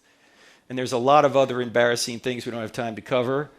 But that tells me they're not inventing this. Also, excruciating deaths.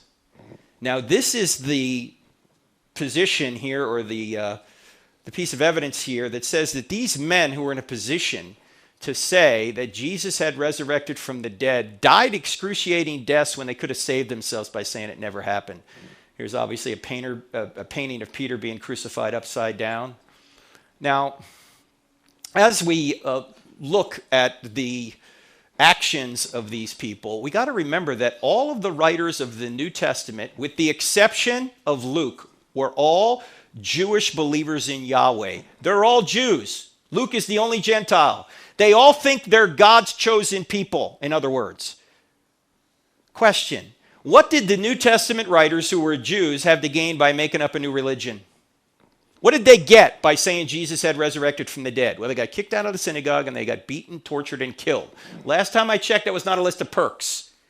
We're going to start a new religion. We are? Yeah. What's it going to get us? Well, first we get kicked out of the synagogue and then we'll get beaten, tortured, and killed. Well, sign me up! You know, what a great idea. No, I don't think so. In fact, they had every motive to say the resurrection did not happen, not every motive to say it did. Now, sometimes we'll get the question, are there any non-Christian writers that talk about Jesus and the apostles? Yeah, there are. I briefly mentioned them a few minutes ago. They're all in chapter 9 of the book. But you know, that question sometimes has an illicit assumption underneath it. You know what that assumption is? You really can't trust the New Testament writers because they were religious people, you know, and religious people tend to embellish things. You really got to just look at the secular writers to figure out what really happened. Well, if you think about that for more than 10 seconds, you realize how silly that claim is. What did the New Testament writers have to gain, who were Jews, by making up the resurrection? They had nothing to make up. Now, my friend J. Warner Wallace, who Tim knows as well, is a cold case homicide detective in California. He's been on Dateline 5 times for solving murders decades old, more than any other cold case homicide detective in the country. And he's written a book called Cold Case Christianity. And he's taken his homicide skills to investigate the greatest homicide of all time, the homicide of Jesus. And he says whenever he finds a body that he knows has been murdered, he says there's only 3 reasons why that guy's dead. There's not 1,000, there's just 3. There was either a sex issue, a money issue, or a power issue. Sex, money, or power. Those are the 3 almost universal motivators. If you think of why you sin, it's one of those 3 or a combination thereof. There's a relationship issue, a money issue, or some kind of power or pride issue. Those are the motivators. Now let's apply these motivators to the New Testament writers. Did claiming that Jesus had resurrected from the dead, did that make the New Testament writers popular with the ladies? Did they get chicks for this? No. Did they get money for this? No. Did they get power for this? No, they got the opposite of power. Paul had power as a Pharisee when he's persecuting the Christians. As soon as he becomes a Christian, what happens to him? He's persecuted.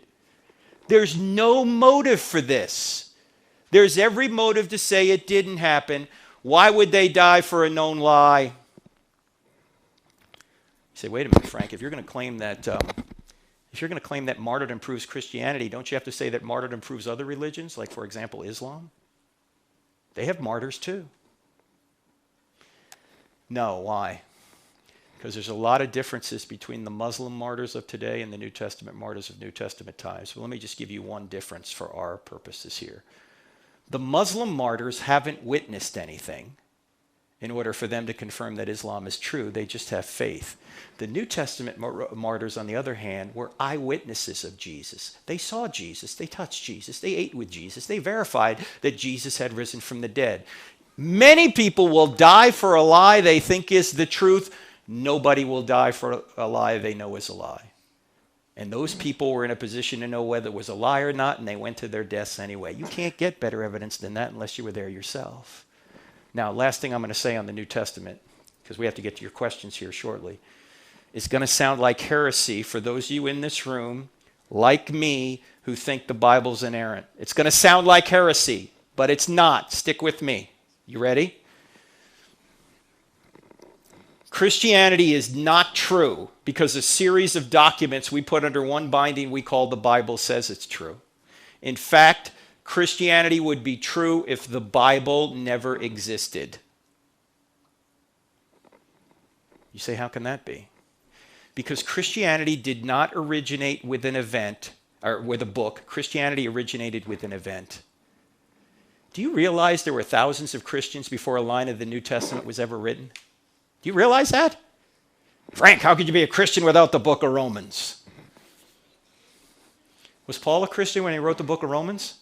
Yeah, why? Why did he write the book of Romans? Because the risen Jesus had appeared to him. Was Matthew a Christian before he wrote the Gospel of Matthew? Yeah. Why did he write the Gospel of Matthew? Because the risen Jesus appeared to him. He was with him. They were eyewitnesses. In other words, you can put it this way. The New Testament writers did not create the resurrection. The resurrection created the New Testament writers. You wouldn't have a New Testament written in the first century by Jews if Jesus hadn't risen from the dead. Why do these documents even exist? Why are they inventing this? They're not. So Christianity pre-exists the New Testament. Now, thankfully, God inspired the writers to give us the New Testament so we could know more about this and order our lives according to it, but it would be true if every Bible in the world went out of existence. Do you see the point? So even if you were to find an error in the text, it wouldn't negate the event known as the resurrection. I don't think there are errors in the text, but when people come up to me and say they found an error, you know what I say? What is it? And then after they say that, I say, so? What does this prove? If you find one error in the text, does that mean the whole thing is false? I submit to you, there are errors in almost every single book in this library. Does that mean there's no good information in these books?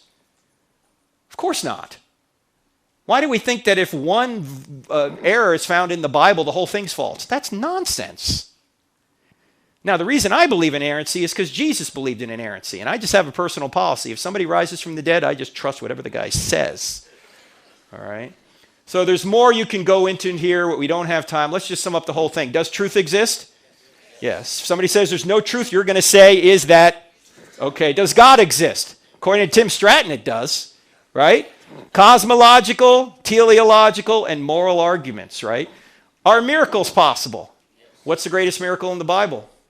Genesis 1:1. If that verse is true, every other verse is at least possible, and even the atheists are admitting the data for this verse. Is the New Testament telling the truth about the resurrection?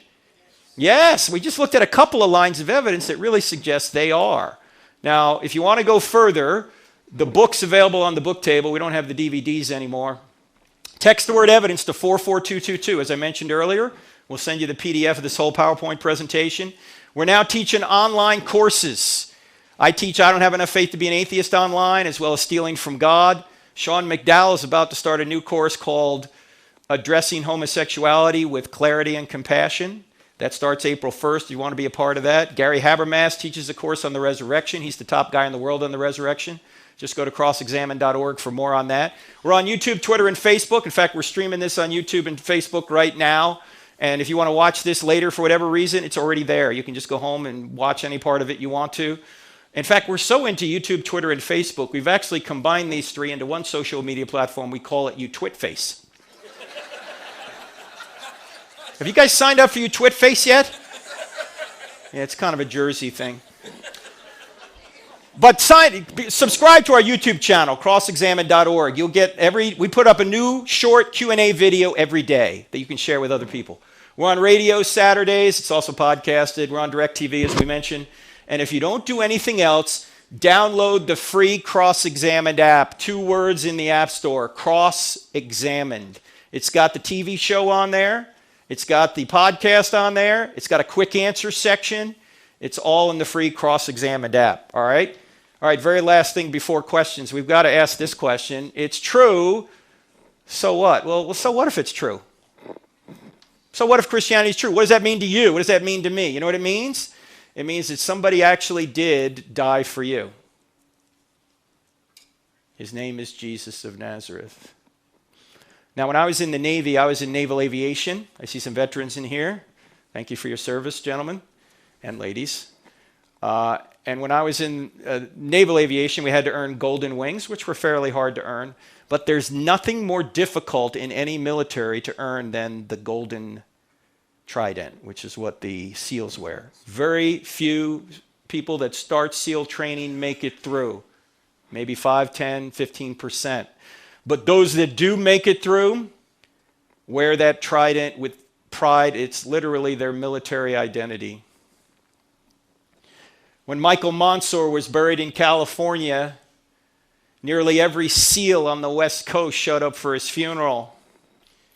And when they passed his casket, they took off their tridents and pressed them into his casket.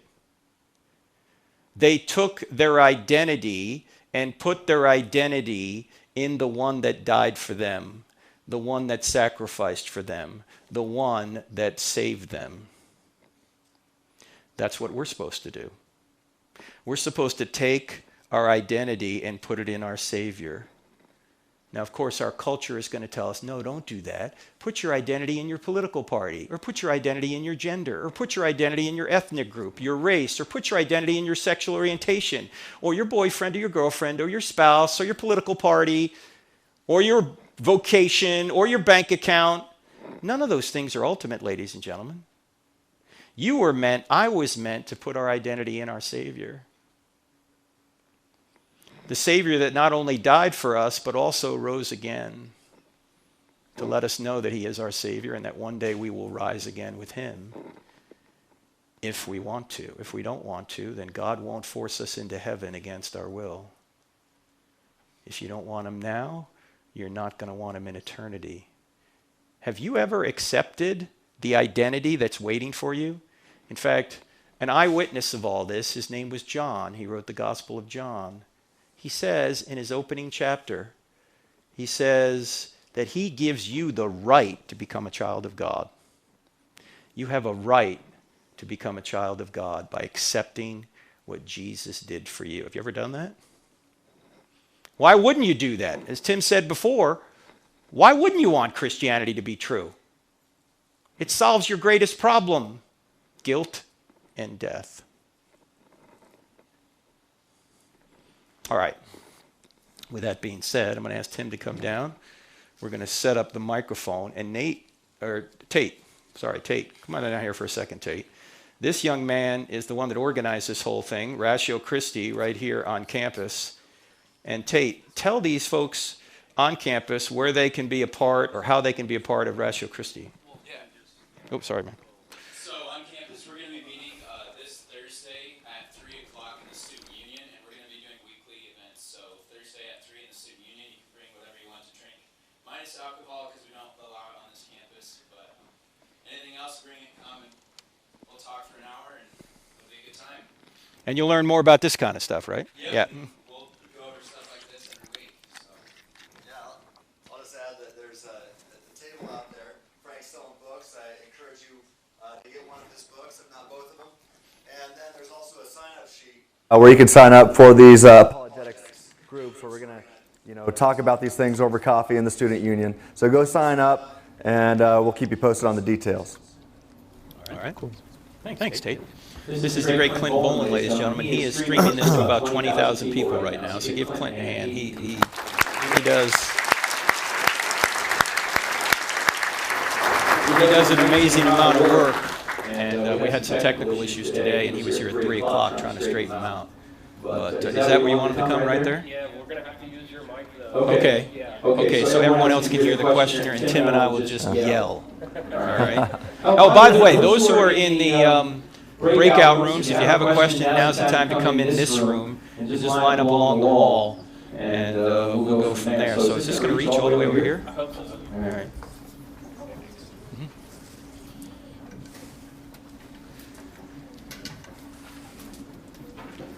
By the way, if you want to take a survey, text event to this particular number, and it'll send you 3 texts, and you can just answer 3 questions. You can answer them and tell us what you think, and that'll help us out. All right, no one likes to ask the first question, so we're going to move right on to the second question right down here. So once the first person starts, it's going to go, so let's do it. Yes, sir. All right, this gentleman is going to come and ask a question. Give him a hand. He's going to break the ice.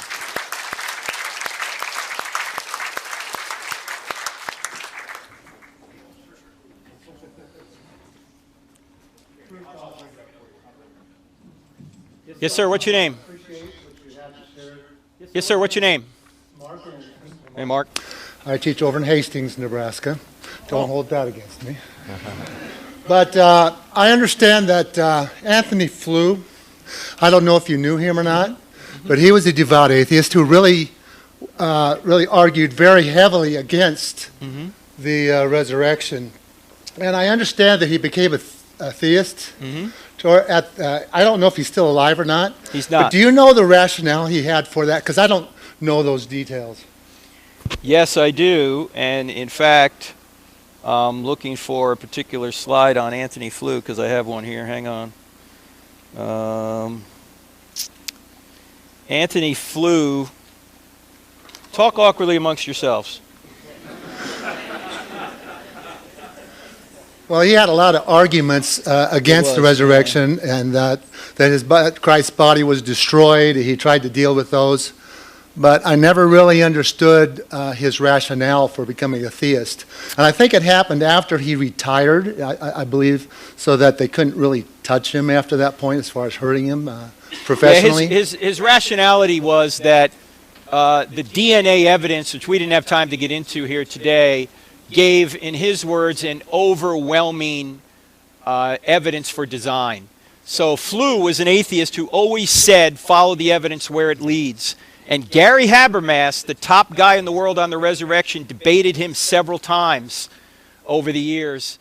And it actually wasn't the resurrection that got him to accept Christ, or he didn't accept Christ, but to accept there was a God. It was the DNA evidence that there has to be a designer behind life. And he wasn't interested in the resurrection. He wasn't interested in an afterlife or anything. He just said there's got to be a God out there. And then he wrote a book called There Is No God, and the no is crossed out on the cover, and it's his story. Okay, I haven't seen that, so Yeah. I'll have to look at that. Thank you very much. Thank you. Yes, sir. All right.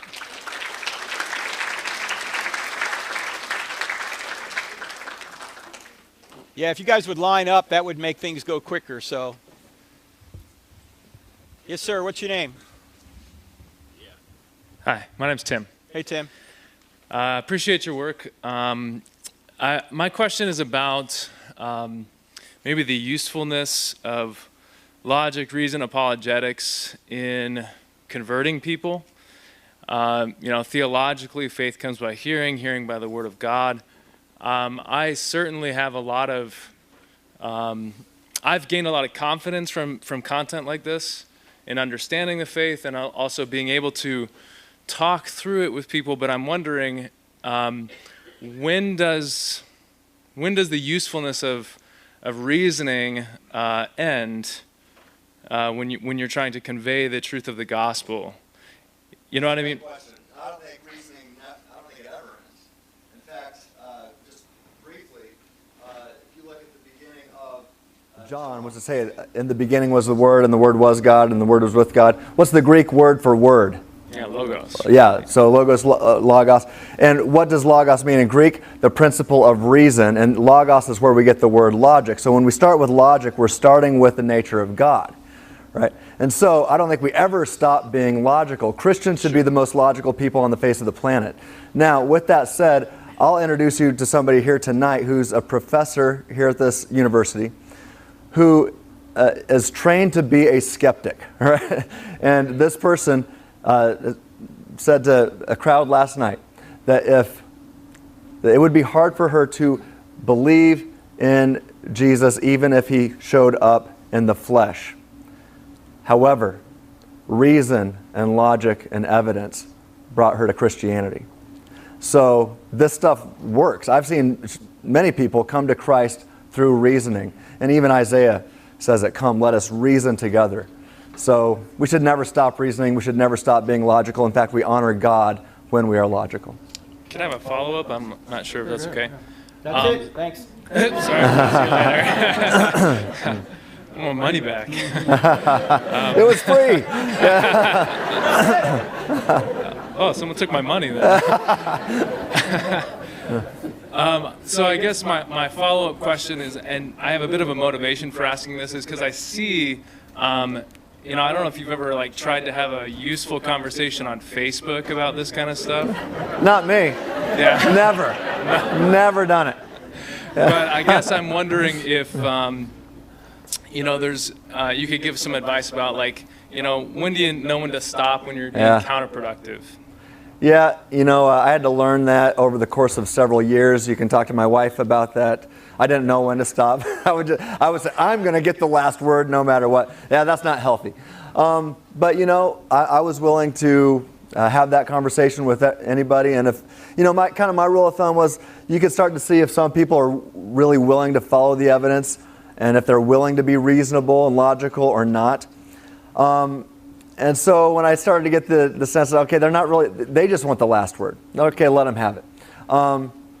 But sometimes when there's a whole bunch of people watching, I'll keep it going just so everybody else can learn from how unreasonable the atheist is being or the non-Christian.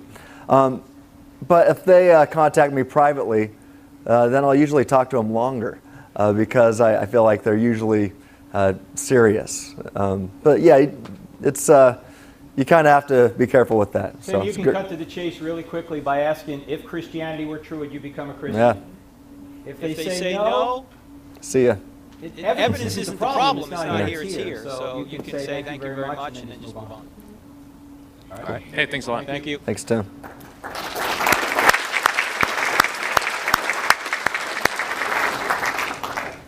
Hey there.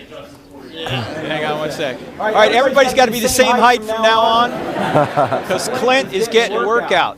Yes, sir. What's your name? Eric. Hey, Eric. Go ahead, sir. The characteristics of the Creator, you mentioned perfect, consistent, immaterial.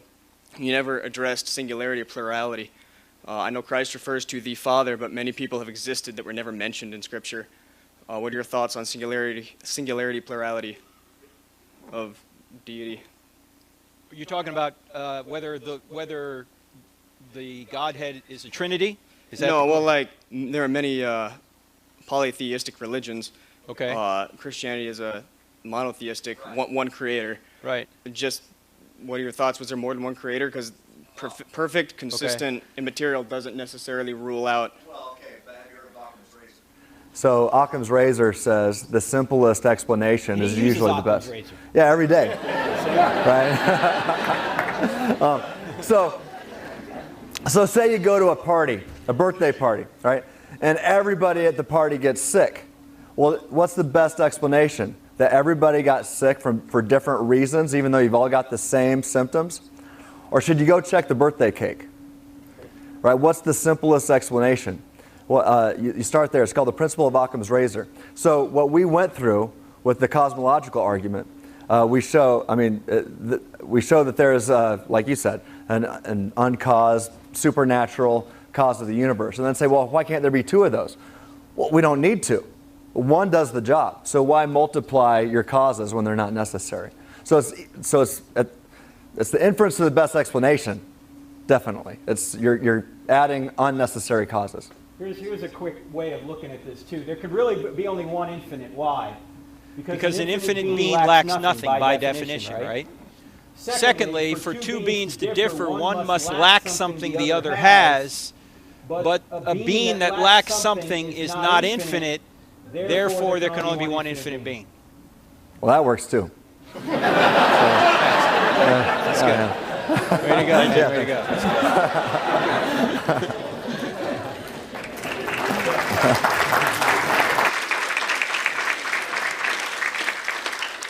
Yeah, I'll just. No, you're good. Oh, okay. All right. Yes, sir. What's My your name's name? Ron. Hey, Ron. I'm also from Hastings. My question's a little bit like Tim's, the first part. Like he said, we can infer from the scriptures that they're sharper than any two-edged sword, that God's word never returns void. So if those are true, and we believe that in our churches, why would there need to be an apologetics ministry within a church? Oh, well, I got into apologetics because I was a pastor for 10 years. And really quickly, I'll never forget the time when after being a youth pastor here in Kearney for 2 years, a young man who was in my Bible study for those 2 years tapped me on the shoulder at the beginning of his junior year of high school saying, "Hey, Tim, I'm not coming back this year." I'm like, "Why? You've been in my Bible study for 2 years." He goes, "Well, I became an atheist over the summer. I've been watching Richard Dawkins and Sam Harris and Christopher Hitchens and Stephen Hawking and fill in the blank with your favorite atheist."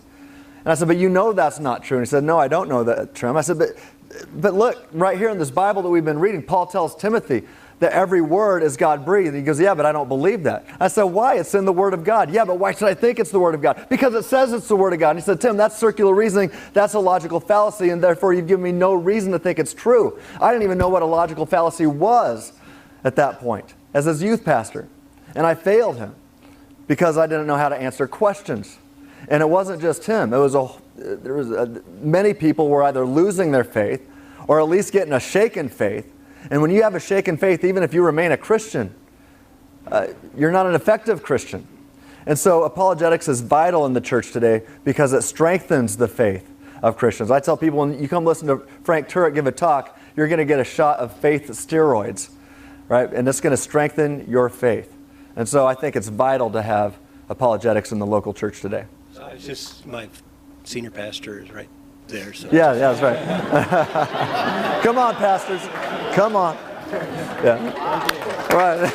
He just threw you under the bus. Right there. Hey, he's here tonight. That's good. That's good. Yeah. Yes, sir. What's your name? My name's Riley. Hey, Riley. Go ahead. Okay. So, I just had this question. Is it okay to ignore things in the Bible to meet your values and social values? Like things like sexism and kind of the slavery things in the Bible, and people don't really believe in that, and that's okay to just ignore. Is that okay? Depends on what you mean. Well, slavery is a question that we can take a look at, because that's an issue that comes up quite a bit, because slavery. Hang on a second, that ain't right. Slavery in the Bible is an issue that comes up quite a bit, so let's just spend a minute talking about. First of all, Old Testament slavery was not race-based forced servitude like we think about slavery in the United States 150 years ago. It was a voluntary means of working off debt or keeping captives from mustering or rebellion, which is what we still do. It's called Gitmo in this country. We put captives there. So the kind of slavery that we're thinking about when we read the Bible is not the kind of slavery that was in the Old Testament. This was called indentured servitude, and it actually benefited the servant. If there's one particular place that the King James gets it exactly right, is they translate the word in the Old Testament not as slave but servant, which is the way it should be translated. Okay. Secondly, slave trading is condemned in both the Old Testament and the New Testament, and it's punishable by death in the Old Testament. So the kind of slave trading we had in America, if we were living by biblical values, we would have executed slave traders. Okay. Okay, we were not, obviously, living by those values. The Bible in the Old and the New Testament teaches that all are made in the image of God. Slave and master are equally human, protected, and they're one in Christ. This is the teaching of the Old Testament and the New Testament. Also, Jesus came to set the captives free. That's what he talks about when he inaugurated his ministry in Nazareth, as recorded in Luke chapter 4. And finally, the Bible's main goal is spiritual redemption, not social reform. However, redemption achieves reform. The other thing we need to understand is that the Old Testament, the Old Covenant, the law in the Old Testament is just for ancient Israel. If you read the New Testament, the writer of Hebrews, chapter 8, verse 13 says the Old Covenant is obsolete. The problem is a lot of Christians and even non-Christians look at the Old Testament and think it's somehow applicable to us today. It is not. The Old Covenant. Sections of the Old Testament are like Psalms and Proverbs and those things. But the law has been superseded by the New Covenant. So, no, I don't think that we have to hide from this. I think we ought to look at it rationally and see what it says about these issues. Well, just because it says it in the Bible, and you know, it would be I feel like it would be kind of a continual sin, and you're never really going to confess the sin, and because you have that value that's right in your heart. Mm-hmm. But in the Bible it says, you know, something different. So does that? No, yeah, I understand what you're saying.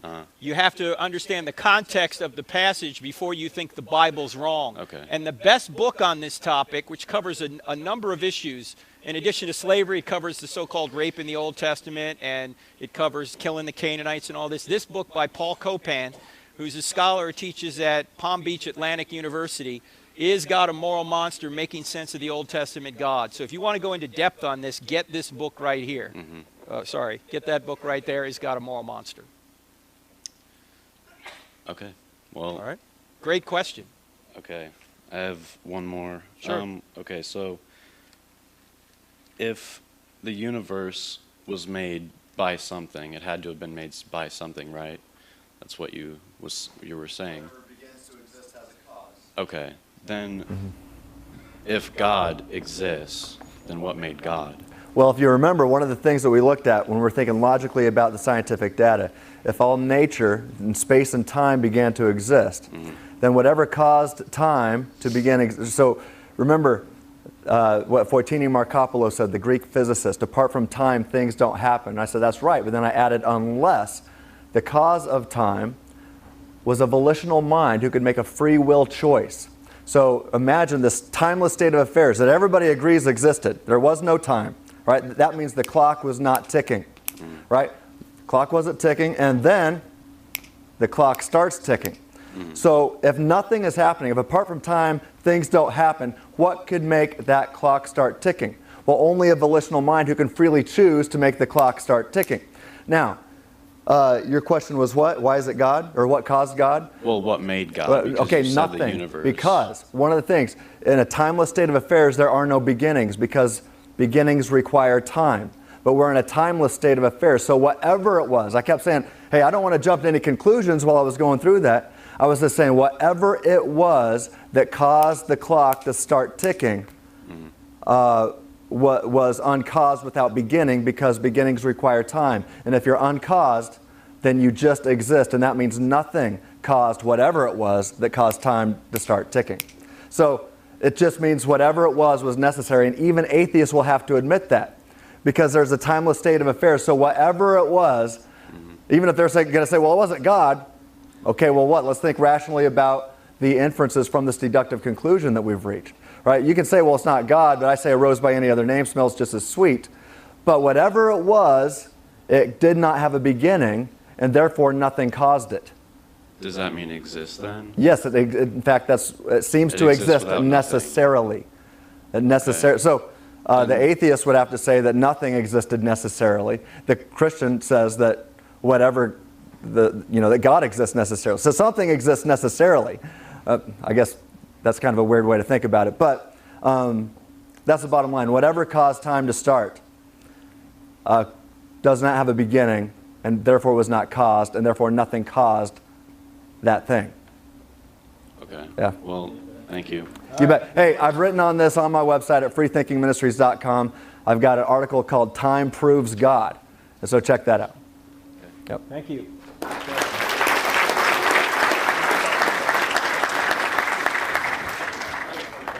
Thanks. Yes, sir. What's your name? Johnson. Hey, Johnson, go ahead.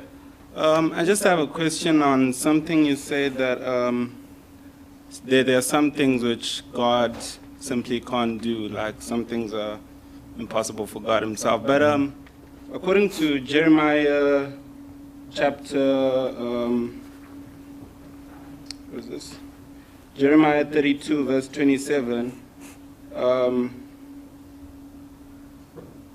it says that, "Behold, I am the Lord, the God of all flesh. Is there anything too hard for me?" And another scripture as well, Luke 18:27 says, "And he said, the things which are impossible with men are possible with God." So I want to know your take on these scriptures, since you say that there are some things which are simply impossible for God. Well, we'd have to look at the context of those passages. And when we say that things that are impossible with humans can be possible with God, we're not talking about logically impossible things, because God is the ground of logic, so he can't violate his own nature. I mean, if God could violate logic, he could both exist and not exist at the same time and in the same sense, right? Jesus could have resurrected and not resurrected at the same time and in the same sense. So logic isn't invented by God. Logic flows from his nature. So when it's, I would assume, I haven't read Jeremiah 32 on this, but I would assume what it means there is that things that are normally impossible with human beings, God can do, but even God can't violate his own nature. He couldn't go out of existence, for example. He couldn't lie. He couldn't make a rock so big he couldn't lift it. Why? Because a rock, when somebody says, can God make a rock so big he can't lift it, you got to ask him, how big is the rock? And the person's going to say, big. You go, how big is big? Really big. How big is really big? Infinitely big. Now, what has that person just done? He's actually transgressed into what logicians call a category mistake. You can't have an infinitely big, finite rock, right? Any rock is finite by definition. It has boundaries. So you can't have an infinite, finite rock. It's got to be any rock that God can make, God can move. But he can't make a logically impossible rock an infinite, finite rock. It doesn't exist. Make sense? Yeah. All right. Okay. Thank you.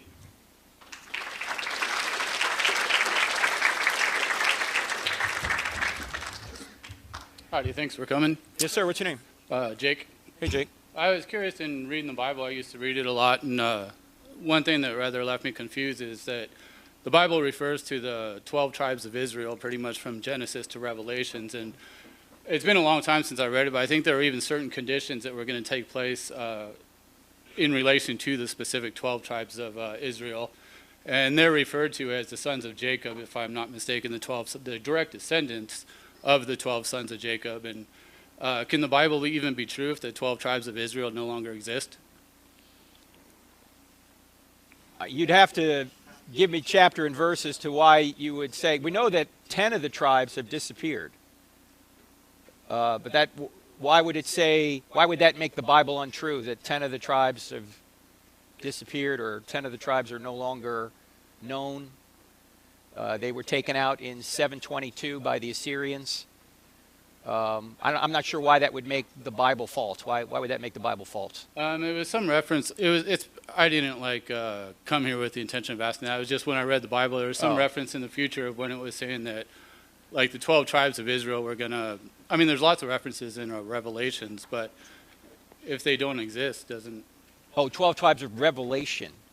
Okay. Perhaps. I've got friends that interpret Revelation one way and other friends that interpret Revelation another way, and let me just say, I'm for my friends. Okay? I've got people a lot smarter than me that come to different conclusions on Revelation, so it's a wonderful book, but it can be a mystery sometimes. Let me just put it that way. It's the hardest book of the Bible Yeah. to interpret. Yeah. There's much disagreement. Yeah. For the church on that. Yeah. Do people who are known as Jews even exist today? I just got back from Israel.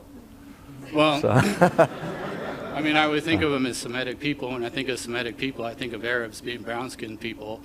And every Jew that I know of is pretty much white-skinned. And they're mostly of European DNA, so I don't really see how they're, or even know that they are in any ways related to the 12 tribes. Actually, the only people group that has ever been expelled from their land and came back nearly 2,000 years later speaking the same language is the Israelites. That's never happened in history. So yeah, there are Jews out there. They're still preserved. God says he's always going to preserve a remnant as well. So yes, they're there. But wouldn't those be more the Mizrahi Jews as opposed to the Ashkenazi that are more kind of converts? Aren't they converts rather than direct descendants? I'm not quite sure what you mean by that. But basically the origin of the Ashkenazis. Are they actually descendants? Because basically I looked it up and it just says that their origins are mysterious and they're mostly of European DNA, and it vaguely said Eastern. I don't know anything about that, so I can't answer it. But you should have asked me that question when I was 17, because I knew everything when I was 17. All right? Thank you.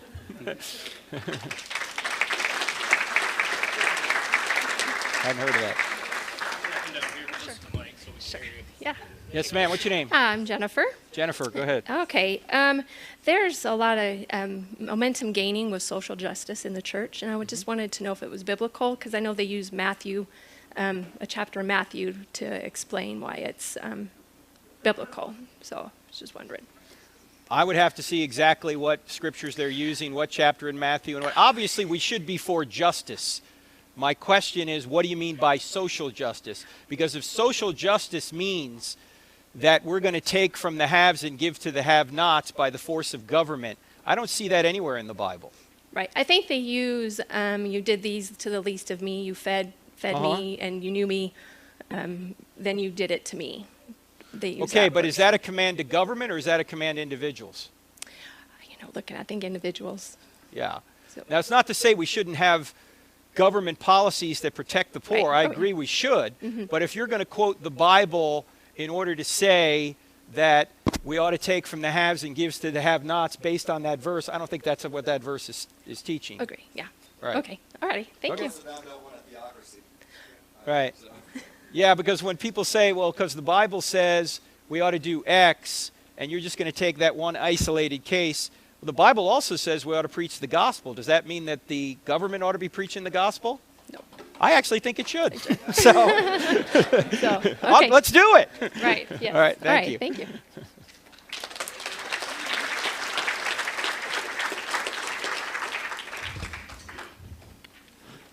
Yes, sir. I'm Micah. Micah. So during your talk, you said that truth is based on purpose. And I've been told before that the purpose of humanity is to worship God. And if God created us with that purpose, how does that not make him a pride and egotistical God? What is there apologetically to prove that God, in fact, created us out of love and not out of pride for himself? First commandment. The greatest commandment. Love God first and everybody love everybody.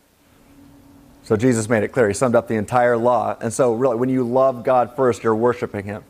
So if God created humanity on purpose and for the specific purpose to love God, then there are objective facts about humanity, irrespective of what you think or anybody else thinks. And so it's objectively true that we ought to love God. And he loves you even more in return. Right? So think about the love he has for you. He created you to love you and to be loved in return, and also to love everybody else that he's ever created. So that's the purpose of life. According to Jesus, he summed up everything. Love God first and everybody love everybody. That's the purpose of life. And to miss that is evil, and that's because love spelled backwards is evil. All right. So as a follow-up question, though, when God created us out of love, he also created what it means to love. And so how do we know that his version of love is truly love? I don't think there's any higher love than sacrifice. Even atheists recognize that what Michael Monsoor did was supremely loving. The only difference between what Monsoor did and what Jesus did is that Monsoor died for his friends, Jesus died for his enemies. And we're all his enemies. That's why he had to die for us. But let me go back to your original question, because I sense that you were suggesting that, and some may think, well, what is God, some kind of cosmic ego that he needs us to worship him? No, because do you realize that God doesn't get anything out of your worship in the sense that it makes him better. He's already an infinite being. You can't help him by worshiping him. You can't hurt him by cursing him. Who gets all the benefit of worship and all the detriment of cursing? We do. Why does God want us to worship him? Because he knows what's best for us. He doesn't want us to curse him because he knows that's ultimately going to hurt us. So he doesn't need us. He never needed to create. He's a God in perfect love in the Trinity. He didn't need us. He created us because he's a loving being and thought he would share his love with us. But if we say we don't want to love him, God loves us back by leaving us alone. That's what hell is. Thank you. Thank you.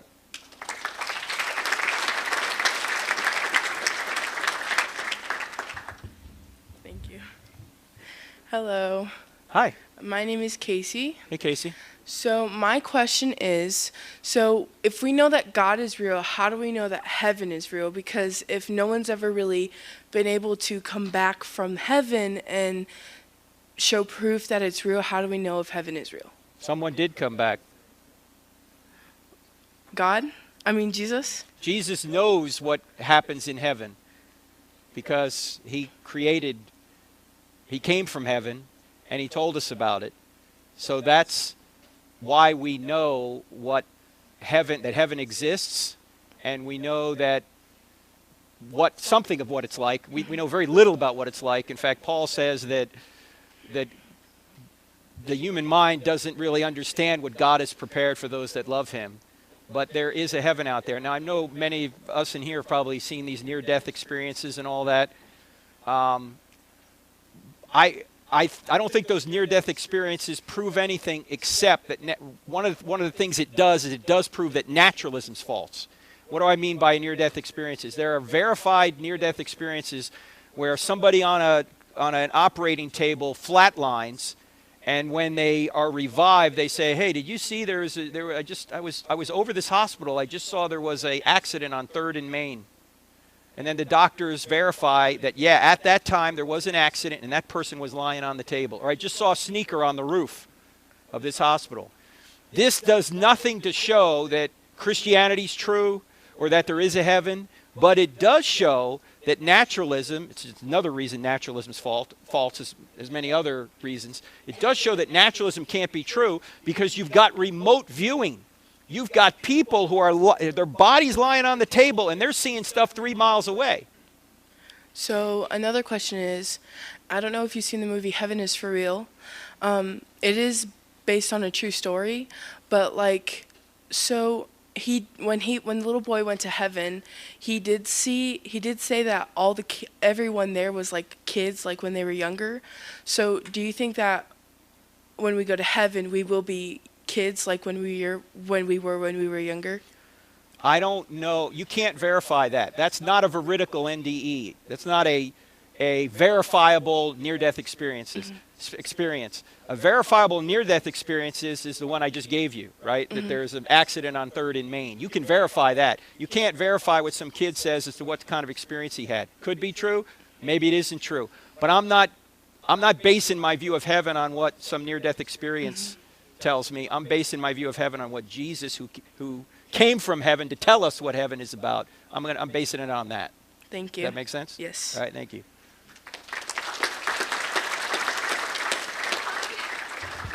Sorry.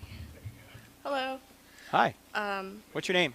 Raina. Hey, Raina. Okay, so you guys said that God speaks about the purpose of marriage and that it is between a man and a woman. When someone either that has grown up in the church or just started going is gay, what is the church supposed to do? Are they to guide them to convert them and or suppress their attraction? And also, if the law of the land says that gay marriage is okay and God says that we must follow earth's law to be able to follow the laws in heaven, what should we do?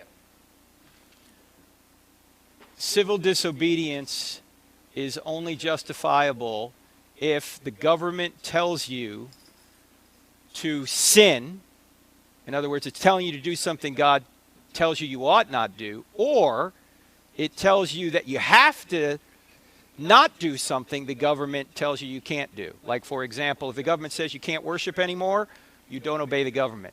If the government says you have to have an abortion, you don't obey the government, okay? But you have to take the consequences of that. The government may jail you for that, or maybe even kill you. So those are the two reasons that we have civil disobedience. Right now, there are things going on in this country whereby a photographer, for example, says, in my good conscience, I can't photograph a same-sex wedding, or I can't bake a cake for a same-sex wedding, and people are trying to force them to do so. Now, I thought this was all about love, but apparently it isn't. Why would you want someone at your wedding who didn't want to be there? Do we have trouble finding photographers or florists or bakers who would participate in same-sex weddings? I don't think so. Why are some people trying to force other people against their conscience to do so? I don't think they ought to do that. And I think those people who, based on their conscience, can't get involved in those things ought to be left alone. I mean, for goodness sake, we allow people who have a conscientious objection to defending the country. We allow them to not defend the country based on that conscientious objection. But we won't allow people who can't participate in a same-sex wedding to exempt themselves from that? That seems crazy to me. But that's what's going on. Now, your other question about what the church should do with people who are same-sex attracted is love them and accept them into the congregation. The only type of person, according to the Apostle Paul, who is not accepted in the congregation is someone who claims to be a Christian, yet claims that known sin isn't really sin. Because in 1 Corinthians 5, Paul says, expel the immoral brother. This man was having sex with his father's wife. And he said, expel that person from your congregation so that Satan can deal with him. Now, if you read 2 Corinthians, it seems that person came back due to that discipline. But everybody is welcome in the church. The only people who are not welcome in the church are those who claim to be Christians, who claim that known sin isn't sin. Okay, then how do you handle that topic, though? They come to you, you know, they want guidance. The Bible says this. How do you handle that conversation with them? I was in Huntsville, Texas last week doing Sam Houston State University, and a young man came up to me afterwards and asked me basically the same-sex question, and the same question you asked. And I said, why do you ask? He said, I think it's pretty obvious. I said, let's go to dinner. So at 10 p.m., he and I went out to dinner. And we sat there for 2 hours talking about this. This is not a soundbite answer. This is a conversation. But one of the things I said to him was, you have a very difficult situation because you're same-sex attracted, yet you believe Christianity's true. What do you do? And I referred him to a friend of mine who works with Ravi Zacharias International Ministries. His name is Sam Albury. Sam Albury, we've only met via email, but I know of him. He's a same-sex attracted man who has decided that he is going to follow the scriptures and live a life of holiness. You see, the church ought to be trying to help people be holy. The job of the church isn't to turn somebody who has same-sex attraction into somebody who has heterosexual attraction. The job of the church is to teach everyone to live a holy life. We're all here to live holy lives. I would just add on, if you go to my website, freethinkingministries.com, one of the contributors, his name is Brady Cohn, and he's a guy that started a homosexual life in middle school all the way through high school and on into college. And I believe it was his senior year that he said, I fell in love with Christ and I decided to love Jesus more than my own desires.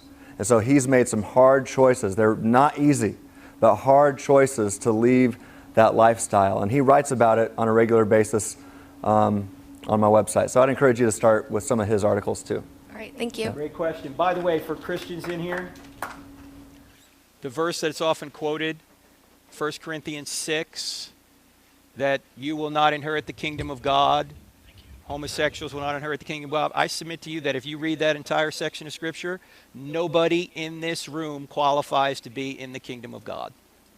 Amen. Because We're covetous. That's one of the things in there. We're thieves. That's another one of the sins in there. We just tend to zero in on one of them, right?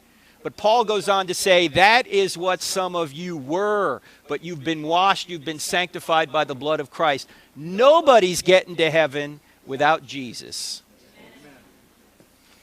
All right, so earlier you were saying that, like, God can't create anything that's not logical, and, you know, that kind of got me to thinking about, like, Schrodinger's cat and, like, quantum mechanics, and, like, some of that stuff, like,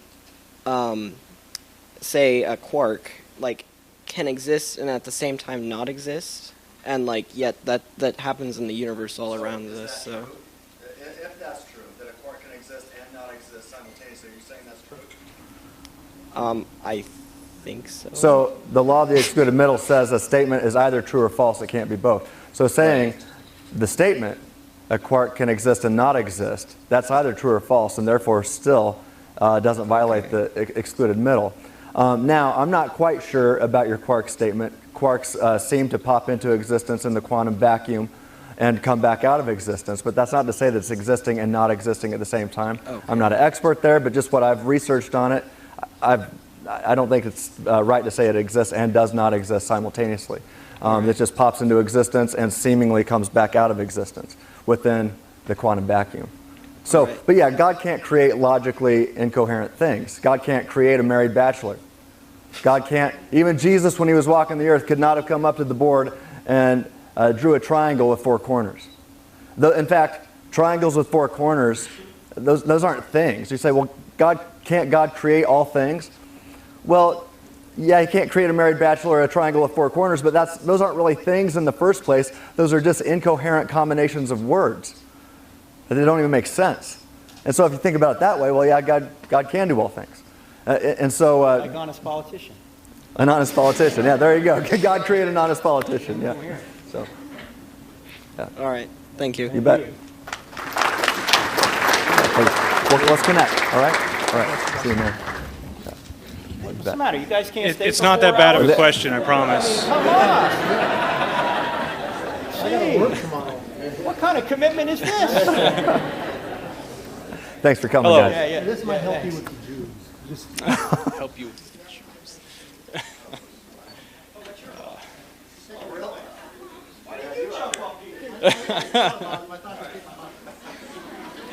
Howdy. My name's JJ. I've been charged by the unbelieving that couldn't get off work tonight to come out here and present the $1 million question.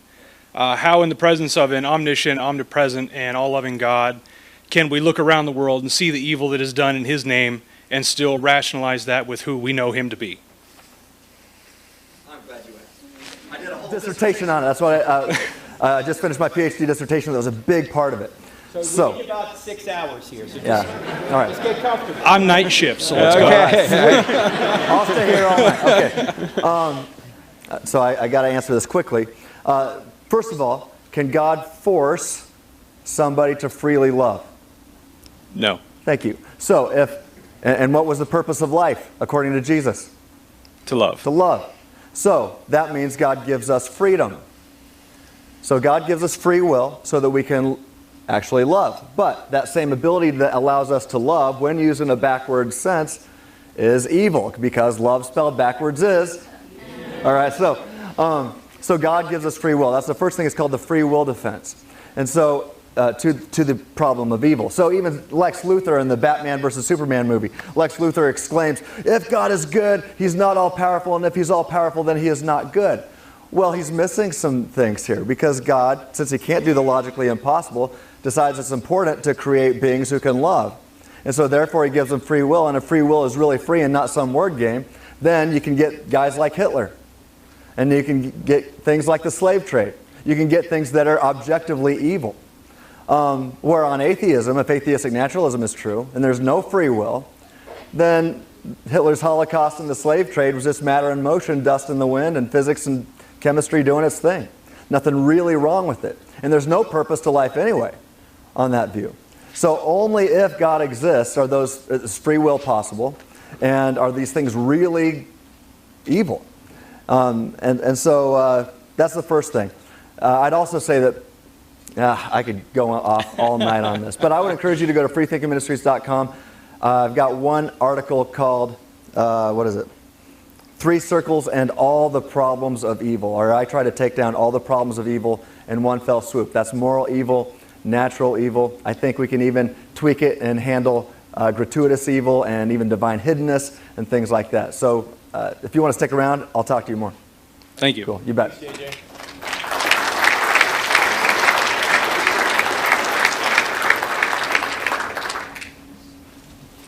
Is that it? We're done? All right. Hey, those of you, thank you for being here. Let me say one other thing. Those of you who are normally watch the Cross-Examine feed, make sure you go to freethinkingministries.com and subscribe to his YouTube channel and Facebook page. And this is Tim Stratton, ladies and gentlemen. Thank you all for being here. Bye. Tomorrow we're going to be in Lincoln at the University of Nebraska, and then on Wednesday we'll be at Omaha.